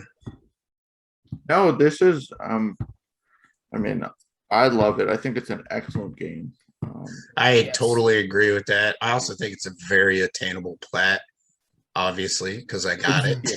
I'm very close I would to say it. it's definitely one of the more accessible Metroidvanias. Like a lot of them Yeah. feel Yeah. a lot more daunting when you play them because just there's not that there was hand holding, but I think they did there were subtle ways they held your hand, like the Yeah. map and like stuff like that, Well, and it makes it more approachable. I also feel like it adds variety. Like you can sit there and like people that like Souls like games, Dark Souls, where they're like, oh, I want to do a dex build, I want to do this build. Like the extra spirits add in, like, oh, well, now I gotta go exploring. Oh, well, you know what? I haven't used this spirit yet, and it looked fun to me, so I'm gonna throw it on and run around with it and get some collectibles. So it kind of like takes the edge off. Whereas in like Metroid, you're like, okay, well, maybe I have homing missiles, I have bombs, and like a laser shot, and like that's it. I know I'm just boiling down Metroid to like 3 things, but I know it's Sure. it's more limited than what Ender Lilies is what I'm trying to get at. Every So like the 4 of us had different play styles completely, right, and it kind right. of, I guess, in a way, distracts you from the because Metroidvanias can be monotonous, like especially when you're backtracking to like and you're just doing the same thing. But like Mhm. I Yeah, utilize both of my spirit sets while Matt mainly used the sword. Like right. but the variety I think in a way distracts you, but anyone can play any way they want. Yeah. I I actually feel tend to burn out on Metroidvania games a lot. I really do. They have to be something pretty special for me to make it all the way through. And then also 100%, like I'm going to finish the last 4 trophies on this game. No problem. I'm nowhere near yeah, burnt on this game. There's Mhm. very few yeah. games, like Ori is an exception for me. Both of those games. I tend to like, when one of my backlog games earlier this year was The Messenger, which was a Ninja Gaiden game that turned into a Metroidvania game halfway through. And I was like, nope, I'm fucking done with this shit. I don't want to repeat this map. I'm in the middle of Mhm. fuck all nowhere with very minimal direction, and it's boring, and I'm burnt on the gameplay loop. Mhm. And it was basically into the second half of the game. So Ender Lilies is something very special. And I think part of what carried, so I mentioned this on Twitter when I talked about this game. The gameplay is solid. It's very solid. We all had different approaches, different things that we enjoyed about the gameplay, different styles that were born from that, in not only how we fought bosses, but how we cleared rooms, explored, got collectibles, jumped across giant caverns, and what have you. But the atmosphere in this game is very strong. It's there's something that you can't just engineer. You have like a game is elevated to the level of art when there's the narrative themes meeting the music and the art style and the world building, and it just works. And that's here. Yeah. Yeah. I I found feel myself. Oh, go ahead. Go ahead. Maurice. no. Go ahead. I'll Sure. go after you, sir. I found myself thinking less and less about Salt and Sanctuary as I was playing this, and more thinking about games like, I actually found myself thinking about Guacamelee a lot. I found myself thinking about Gato Roboto from a few years ago, and I definitely thought about the game Time Spinner a lot. Time Spinner is definitely more Symphony of the Night than this, but because of the way you can move spirits around as loadouts, and the map wasn't like you had to do a pixel search, or you didn't have to rely on finding a guide where it was all 100% done, so you knew what you missed. Like the map in the game sort of gave that to you. I feel like these are good examples of this style of game, and where you spend a lot of time going, where the fuck do I go in these games? The games that I've mentioned are kind of, they have nice little signposts. They have nice little signposts that aren't necessarily like, hey, you need to go here now. I think Hollow Knight was kind of this, Blasphemous was kind of this, but I think there's a certain opacity and obscured aspect to where you need to go and what you need to do a lot of the time in those games. But yeah, this is a very good modern Metroidvania, and I did like the fact that it ended up being way less Souls-like. I was really happy about that, actually. It's Souls like in its narrative more than in its gameplay. Well, story delivery. Yeah, that's what I mean. Its style of narrative, the way that it does its world building, the way that it tells the story is where it's more of that Souls influence. And of course, when you look at the game at first, you're going to make that Salt and Sanctuary comparison if you have any idea what that game is. Yes. But you're right. The gameplay is very pure Metroidvania. And of course, like I mentioned this earlier, Souls games, the actual Souls games are kind of 3D Metroidvania games. You can make that argument. Yes. But yeah, I agree with you. But for me, the one thing, so like I said, the Salt and Sanctuary does kind of like peter out that comparison. The Nier thing kind of stuck with me the whole time, not just because of the music, but because of the way the multiple endings are delivered and stuff like that. There was some tenets of Nier in this a lot to me too. Yes. Yeah. I mean, what I was go ahead. Oh, go ahead. Go ahead. I've talked enough. It's fine. Well, what I was trying to get at was I feel I wasn't worn out by it. Because like Metroidvanias, I feel like I kind of like draw a comparison between like raiding and World of Warcraft. Like we've gotten older, people that used to raid like used to give like 10, or like 4 or 5 hours a day to raiding, and it was like a second job. Like World of Warcraft slowly built in like, okay, well now you can do 5-man raids, now you can do like leveled raids. So like as their player base grew up and had kids and couldn't play as much, they actually like changed their gameplay for that player base. And I feel like Metroidvanias could do the same thing, and it's not really that hard. Do something like this. Take a game like Ender Lilies and be like, here is how our map system works. It's this color if you have something to find in it. It's this color if you found everything in it. And if you don't want that, go into settings and turn it off. You can just call it the map assist. You know what I mean? And that's why I liked it a lot, because I feel like it did a great job providing enough spirits to have like like different play styles. Obviously we all had different play styles, but then it had like that kind of assist mode where you're like, okay, well this room's white, and I'm gonna be honest, I can't remember for shit like, oh, I can swim now, where are all the water rooms? I don't know where they are. You know what I mean? Like I'm not gonna keep track of that. I'm just trucking through the damn game. And so like it's nice to be able to figure out where I can go back to and be like, oh yes, I can go back to this area and maybe swim around and figure out what's going on. So it was extremely helpful if you don't want to sit there and waste your time. But if you're a person that's like, I don't want any assistance at all, like built in a function where you can turn that off, you know what I mean? And just be like, here's the map and that's all you get, you know what I mean? That could be something, that developers work towards. I think for me, the biggest thing, like I couldn't put this down. Like I beat this over a month ago. Like I told you guys every week. I'd beat a boss, I'd go back, but you couldn't just, it wasn't like Spider-Man, like you finish a district and then you're done. Move on to the next city block. Like this, like you'd beat the first boss, you'd like, oh, I can dash now. You'd go back, but you still couldn't clear the whole first level. You'd go back to the second boss, you'd clear it. You can maybe finish the first zone, but the second, like it wasn't like one and done. Like like I mentioned in the beginning, the Metroidvania had you going back to the first room at the end. So I think that kind of like oh, I can get this collectible, but I still need something else for this other one. So it kept like, it wasn't like, it didn't feel like that.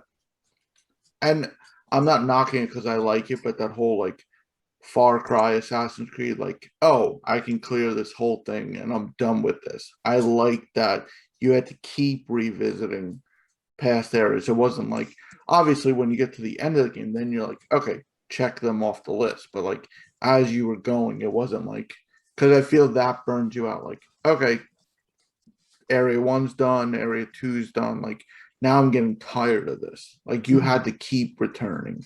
And I think that kind of kept me going. Yeah. So, So- quick question, show of hands, who beat the endings B and then C?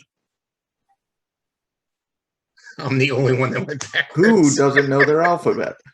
Who went C and then B? I banged my head. To be fair, in Moose's defense, I've played games where I thought, like, how cool would it be to platinum it by just getting everything, beating the final boss, and I'm done all in one. So Yeah. you do 100%, then you face the boss. Like, it's like, all right, but I mean, at least it's at least this game, and I'm not knocking save scumming, but like you don't have to save scum to get the 2 different endings. Like, Yeah. Yeah, it's not like Bloodborne where you just like you push your save to the cloud or a USB Yeah, like drive this, and then like- roll it back. Yeah. you beat the game, you reload, you're back at the save spot. Well, they built it in because they put relics back at the respite. And so you pick up the relics and then you can take off the amulet that gives you the C ending and go in and beat the B ending. But like I was sitting, like I went around and I got the stone tablets, got the amulet for the final ending, and I just threw it on. And I was just like, okay, we're going in this. And the final boss has 4 phases because she's got her 1, 2, and 3 for traditional health. And then when you whittle that health down to nothing, she does the whole like, I have a full health bar now, but like she doesn't have any phases after that. And I'm like, son of a bitch. And then Jason and I were talking about it, I think Friday, and I'm like driving to work and like we're talking about the fight. And he's like, I love how it's coming across BEE and CEA as like your end dates because like I'm doing text to speech, and he's like, this is hilarious. And I'm like, God damn speech to text. But I mean, I beat Muriel, and then the next day, I think I just went right to the boss. Like I hit Yeah. the, I don't think I even realized it was the boss room. Like you hit the respite, I moved into the room,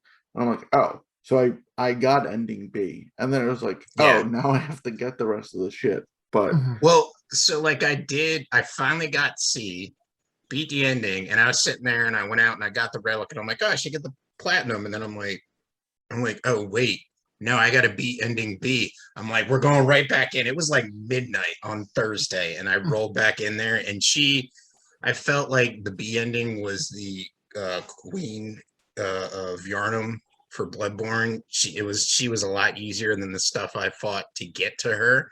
But it was very satisfying to like wrap everything up and just be like done. Like I think overall the trash mobs were harder than the boss fights. Yeah. Overall, yeah. like I died more is- to That trash. is the case a lot. I was going to say for Souls games, for me, especially the early Souls games, like the first Dark Souls, the trash mobs are more annoying than the bosses themselves. Yeah. I did want to speak to Archers in this, Anne Orlando. Need I say more? who I have gotten summoned into his world and have watched him die a second later, or he's dead as I'm getting summoned in, and then I get kicked back. But anyways, I did want to talk about the boss fight rooms because I thought they were really cool, as in like you'll hit the respite, you'll go to the right, and it's like a long room, and you're like, oh, this is a boss fight. And it's silent. then it's The like music stops. yes. So you know it's a boss fight, but also it's a long room. So it's like you understand what it is. You're not like, like there's no fog door. Like you walk into the room and you could just stop and kind of collect your thoughts and be like, because I also think they built it that way because they recently pushed out an update where you can refight the bosses, which I feel like Elden Ring needs to do, where you can just activate the boss and fight a boss if you want to, but it puts you in the boss's room and you just have to walk right, and then you engage the boss and go to fight him. And you You could know? also leave and not Yeah. fight the boss.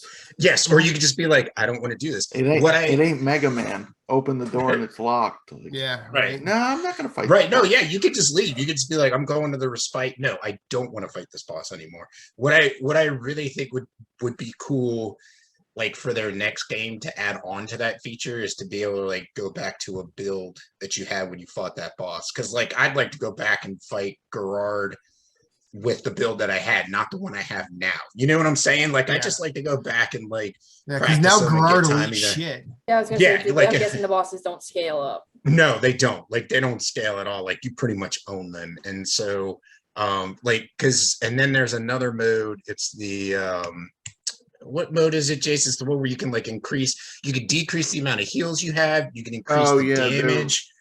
You can cap your challenge. levels. Yeah. Yeah, you could cap your level, you can increase the amount of damage that can be done to you. You could basically make it where you get hit and the run is dead, you have to start over again. Like I was like, that is Yeah, no. actually Think pretty Super cool. Giant, like what they do with all their games, where they give you those things that you can turn on. They're different Yeah, things in they're different games. yeah, like the Um, alcohols and whatnot. Yeah. So you can refight bosses. There's the challenge modes. There's a boss rush mode. Mm-hmm. Yep. But I think the jury's decided it's a must play. Mm-hmm. Yes. I I would already have got the people definitely to buy it on Twitter. nice. Congratulations. I did I- want to. I did want to say GG. I did want to say two final things, just real quick, about the map. I do like that the fact that they have like box systems, like box and then pathways out. But I also like Mhm. that those systems give you an indication as to the shape of the room, but not the size. Or your position in it. Yeah, they don't really. Yeah, they just. Oh no, that's a good point. I do like Because some of them, I like some that. of them are like legitimately smaller than others, but you can go way more places in those Mhm. areas than you could in bigger rooms. Mhm. And I thought that was really cool. Level design on And point. then Yeah, and it then was. the last Level design and was- then the last thing I want to say is that fourth phase on the final boss, most useless fourth phase ever. Yeah, I did ending C on my first attempt. Yeah. I mean, it was like, honestly, it was like second or third, but that was the reason I say that is because once I figured out what was going on, it just depended on how the first set went. And then on my third, I basically put my B squad of elements against that and then brought the A squad, and the A squad just absolutely wiped it. My last collectible was outside the boss store. I Mhm. was like, I beat the boss, and I'm like, why is this not yellow? And I'm like, who put the collectible in this room? And it was the one above the door that you had. Yes. I'm like, Yeah, what? yeah. I remember that. My last collectible was the relic after you beat the B boss. And then I got the relic trophy, and then popped the platinum. Because that collectible got me max health too. Last collectible and max. Oh, nice. Health. Dude, I don't I know said, if there was because I had to go. The Switch list they're hidden, but unlike PlayStation, you can't show. So I'm like, I had to compare it to a trophy list, and I'm like trying to figure out what I had. I'm like, what the hell did I miss? yeah. And then it was finally max health, and I'm like, but I'm level 100. It turns out the last collectible was a +5 health, and I'm like, oh, all right.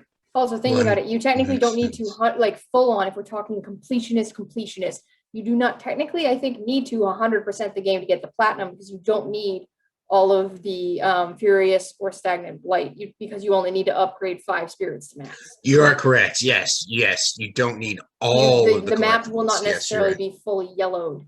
You are when you correct. pop If the you're gonna, plat. yes, when you pop, yeah, you can totally. You just need to get enough to, like you said, level a certain amount of spirits. I think it's 5. Yeah, It you're is right, 5 it's 5. because I did that today. I did a lot of this today. she's like, I did a lot. I got 4 left. I You did got the as whole many- verboten today. The whole thing. Oh, fuck that place. You But got I as wouldn't- many yeah. you got as many trophies for that platinum as I do for Miles Morales, because I played that all day yesterday, all day today. I didn't so, intend to do it all today, but because of the Right. surprise zoo plans yesterday, some of my Yeah. gaming plans. kind of rolled over. Yeah. So I woke up this morning and I was like, so let's Yeah, do I this. can't I don't think I can recommend this game enough. I thoroughly enjoyed it. It'll I can say right now it'll be in my top 3 at the end of the year. Especially it'll be on the top 1 or 2 list of indie games this year. But it's awesome, great aesthetic, great soundtrack, art style is phenomenal, combat's good. I had a lot of fun with the bosses and the world, and I thought they just brought something new to the Metroidvania table. And I think a lot of people can take from that and, and move it forward, Mhm. So Yep, I think this But- game will definitely be my top indies. I don't know where it will fall in my top 10. I know it will be in my top 10 come end of year. I feel fairly certain in that. I will say I believe it is currently my second place spot for music, only Mhm. behind Yeah. Near Replicant. It did just Yeah, only I behind think- actual Nier. only behind the actual Nier soundtrack. But like Scarlet Nexus, I think, was in there for number 2 before playing this musically, and now that has moved down to number 3. No Nice. shade at Scarlet Nexus, because that is a very interesting soundtrack that sounds like 3 different composers were having a fucking fist fight to dominate, and it's very interesting, and you should listen to it. Okay. Put this soundtrack on vinyl. Just saying. Yes, that'd be Yeah, nice. it would be cool. It would But, be yeah. cool. One thing I want to say about this game, the gameplay is sound, the atmosphere is mesmerizing, and it is very difficult to do that Soul-style narrative delivery, and they nailed it. I think that I very much enjoyed the way that the story unfolds in this game, even though, like Jason said, it's not the front and center. Like, you don't have to engage with the story as much if you don't want to. You don't have to read a single thing you pick up. But I always found myself stopping and very much engaging with the world building in this game. Very solid.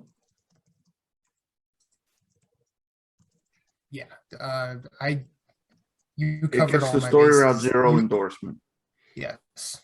Seal of approval. Yes. That's 8 thumbs up. Yes. Well, there wasn't much news, at least worthy of talking about. but has anyone Jesus. played anything of note quickly before we get out of here? I know Matt has, but Matt can go last. Okay, I'll be quick. I'm just gonna go into this. Trigger Witch, what the fuck? I played that too.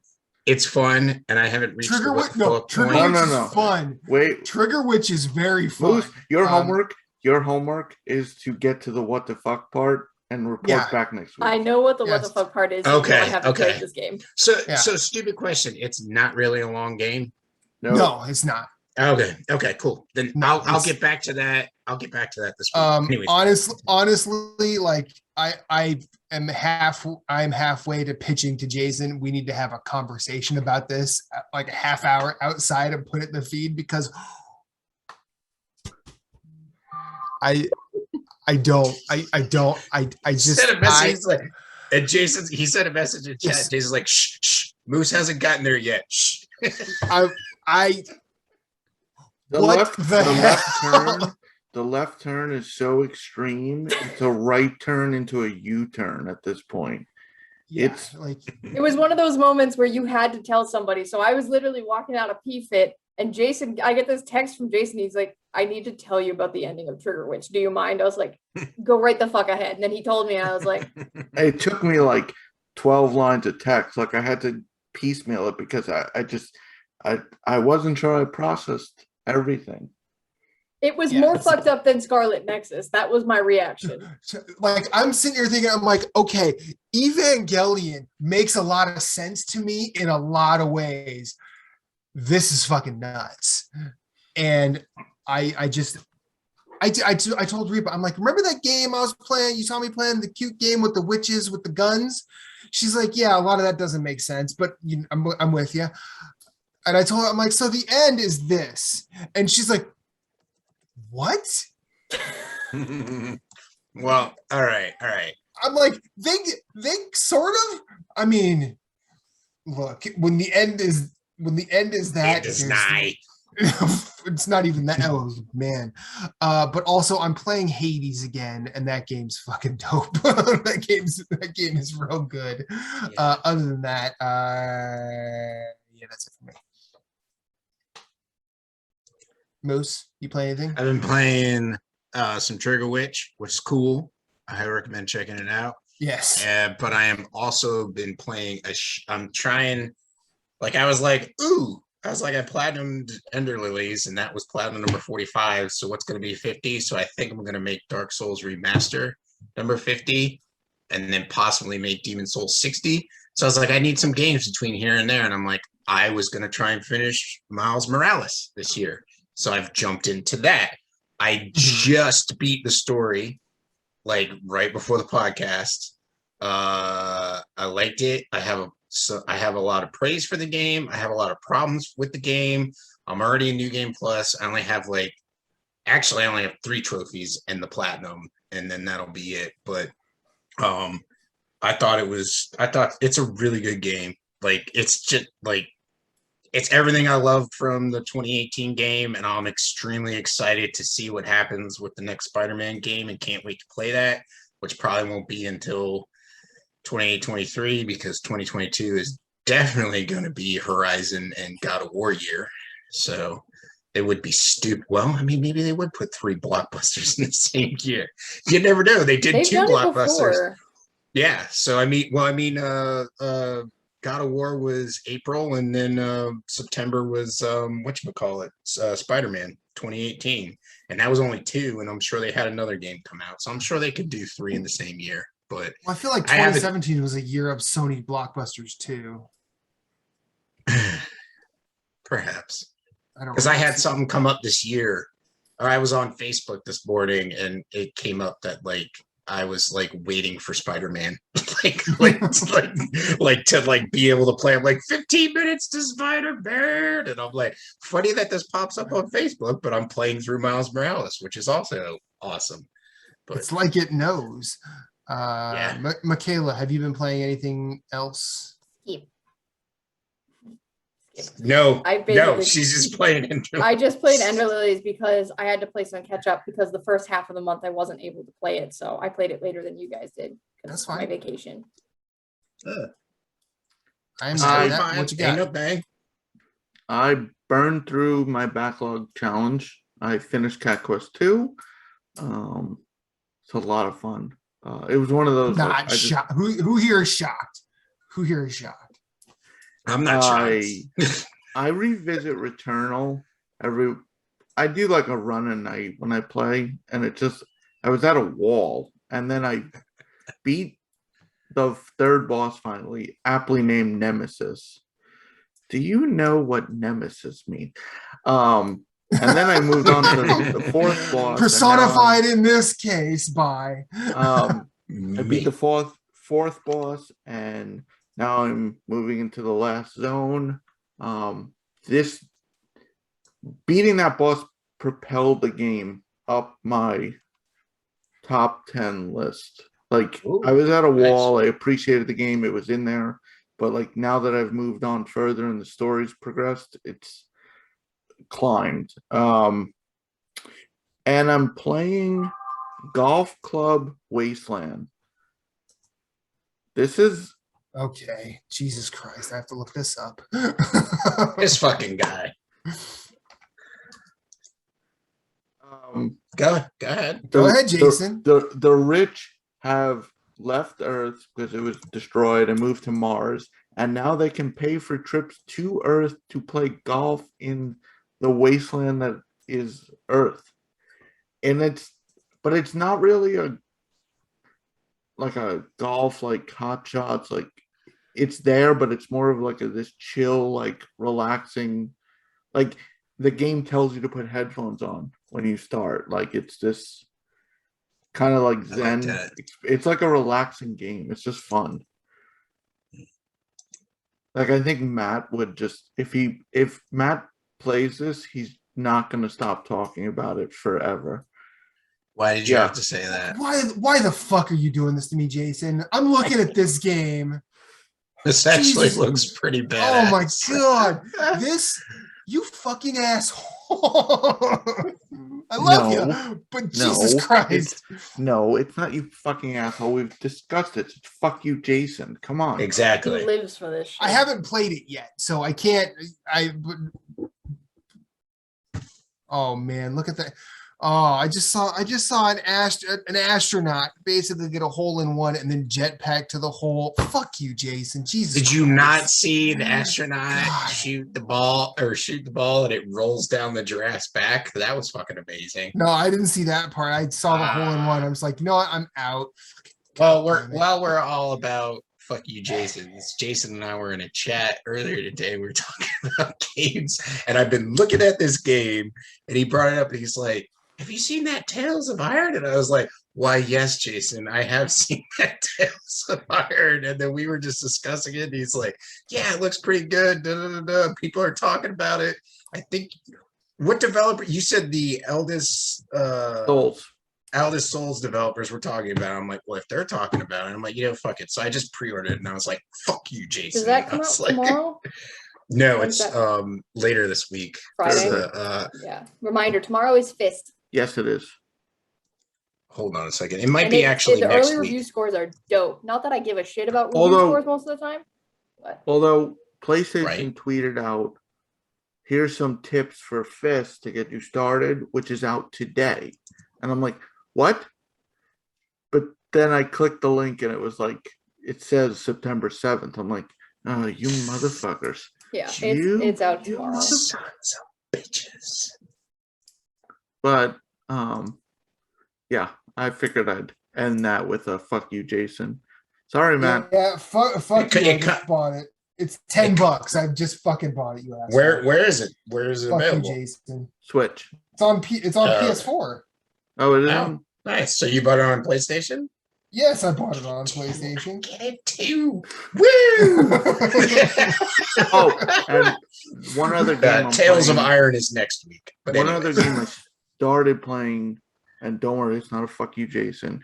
I picked up that Rustler. It's like the GTA style, but medieval. How do you spell that? Sorry, sir. Rustler? R-U-S-T-L-E-R? R-U-S-T-L-E-R. It's Okay.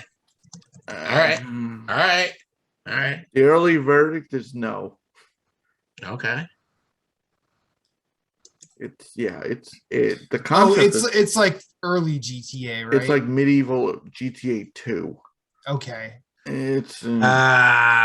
Okay. Yeah, Okay. Yeah, I'm good. yeah. well, I didn't want to throw in two fuck you Jasons in one evening. Right. No. Speaking of Right, releases, I gotta ask real quick because I actually don't know this answer. Matt, are you picking up Tales this week? The Tales of Arise, not Iron. No. I am. We have a couple of bills that we have to take care of, so I am basically waiting for sales on most everything. I'm still at a doubt on Deathloop. I might actually just wait for a sale on that one. I did want to say I played the demo of Tales. Yeah. And I was quite confused, but I enjoyed what I played. But I was like, Well, it's JRPG throwing you in the middle. So I mean, Right. Like, I'm there's like only so playing much it. ground you're And I'm like, there is so much there's so much here that I have no idea what's going on. And I'm like, I Yeah. could appreciate If you that. already know Tales, you can get right in it. Right, exactly. Or I was like, well, if I catch this on a stale and just like throw myself at it, like I could just have combats where I just totally suck at the game and then just learn it as I go. Like I'd be fine, but I'm like, not a day one for me. It's very pretty. Combat was really cool. I liked it. I liked the way it worked. I liked how you could play like different characters. I'm hoping that the game allows you to play the different characters as you're going, but it seems like it's a party system where all the characters that you could possibly play are moving with you as you go through the story, which is cool. So you just pick who you want to play as, and you can switch as you're in the combat. So I was like, this is something that could be really cool. So I hopefully it takes off and it does really well. It's just not for me right now. I did watch a playthrough of a lot of that demo, and that, I mean, honestly, that looks like it looked like how I wanted the old Tales games to look. Mhm. And It's an upgrade for Tales for sure. sure, yeah, oh yeah, definitely. Like, and I'm not. Mhm. That's not like because Okay. honestly, while I was playing the old Tales games, especially like Symphonia and Graces and Zillia 2, like those were that like watching Arise be played was how I thought those games looked then. Yeah. Like it was like a theater of the mind thing, and seeing, I mean, that anime studio is fucking good. Yeah, Forget who it Tales is, has but- been around for a long time, Mhm. and it's been 5 years since the last main release. So this is a big step Yeah. forward for the franchise, just because it's been so long. Well, I mean, plenty of Falcom games come out. This is Bandai Namco, but plenty of Falcom games like Ys. I loved Mhm. Ys 9, but that could very feasibly, you could tell somebody this is a 8-year-old game, and they'd probably be like, "Oh, this looks pretty good for an 8-year-old game." And you're like, not JRPGs don't always necessarily keep up with the times. No, and I think they're bogged down by several other things before graphical powerhouse comes into it. I don't even just mean the graphics. I mean Yeah. just the style of the games themselves, the gameplay mechanics, the conceits, and all that stuff. Oh, true. True. But Good yeah, point. Arise looks dope, and I'm definitely playing that one day one. So I don't know, it's gonna be tough. I'm picking up both Fist. I'm gonna play Fist until Arise comes out, but then I will probably switch to Arise, because I very much enjoyed that demo, and you know, I'm a JRPG whore, so it's okay. All right. No, you. But so I think. And while we don't As- have news to talk this week, by the way, No, we have a lot of news for the month of September upcoming, because we've got a state of play coming this week, and it's supposed to be what, like 40 minutes long? Mhm. Biggin? Yeah, that's Thursday, right? Yes, Mhm. Thursday Yes. at 4 p.m. And then TGS looking dope. We got TGS coming. We've got some It's other 4 p.m. showcases Eastern on announced. Thursday. I might Yes. be able to actually fucking watch it. Holy shit. Yes. So Nice.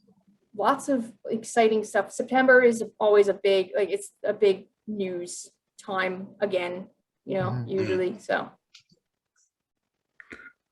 Well, if Ender Lilies is not for you, guess what? too fucking bad, because Dear Gamer, it's not all about you. Bye. At Story Route Zero, we have some cool friends who do some cool things, and I'd like to tell you about them. Phoenix Overdrive uses the power of games and gamers to help heal sick kids through the charity Extra Life. Phoenix Overdrive fundraises for Children's Miracle Network hospitals all year, every year, and the fund culminates in a 24-hour gaming marathon. Find out more about their events and projects online via Facebook at facebook.com/Phoenix Overdrive or on Twitter and Instagram at PHX_Overdrive. You can also join the Facebook group of Pawn Stars at facebook.com/groups/PO Nation in order to share and discuss all the latest in nerd culture. They've also got a podcast, Nerd Overdrive, which you can see weekly at youtube.com/Phoenix Overdrive. You can also catch it on Facebook Live or twitch.tv/PHX_Overdrive. That podcast is also published on Apple Podcasts, Google Play, and Stitcher. You want merch? They got merch. Merch can be ordered from tinyurl.com/PHXOD-merch, a portion of which goes to their fundraising efforts. Join the nation and be a hero to sick kids, as El Capitan Rey Osorio, Lee the Maestro, and Becky, the lovely queen of the guild, always say, #Rise Above.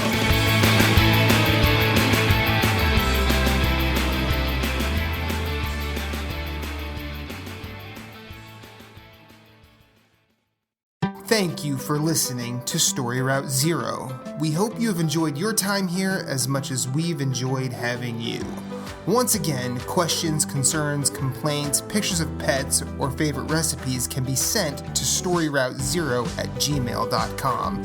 You can yell at us on Twitter at StoryRoute0.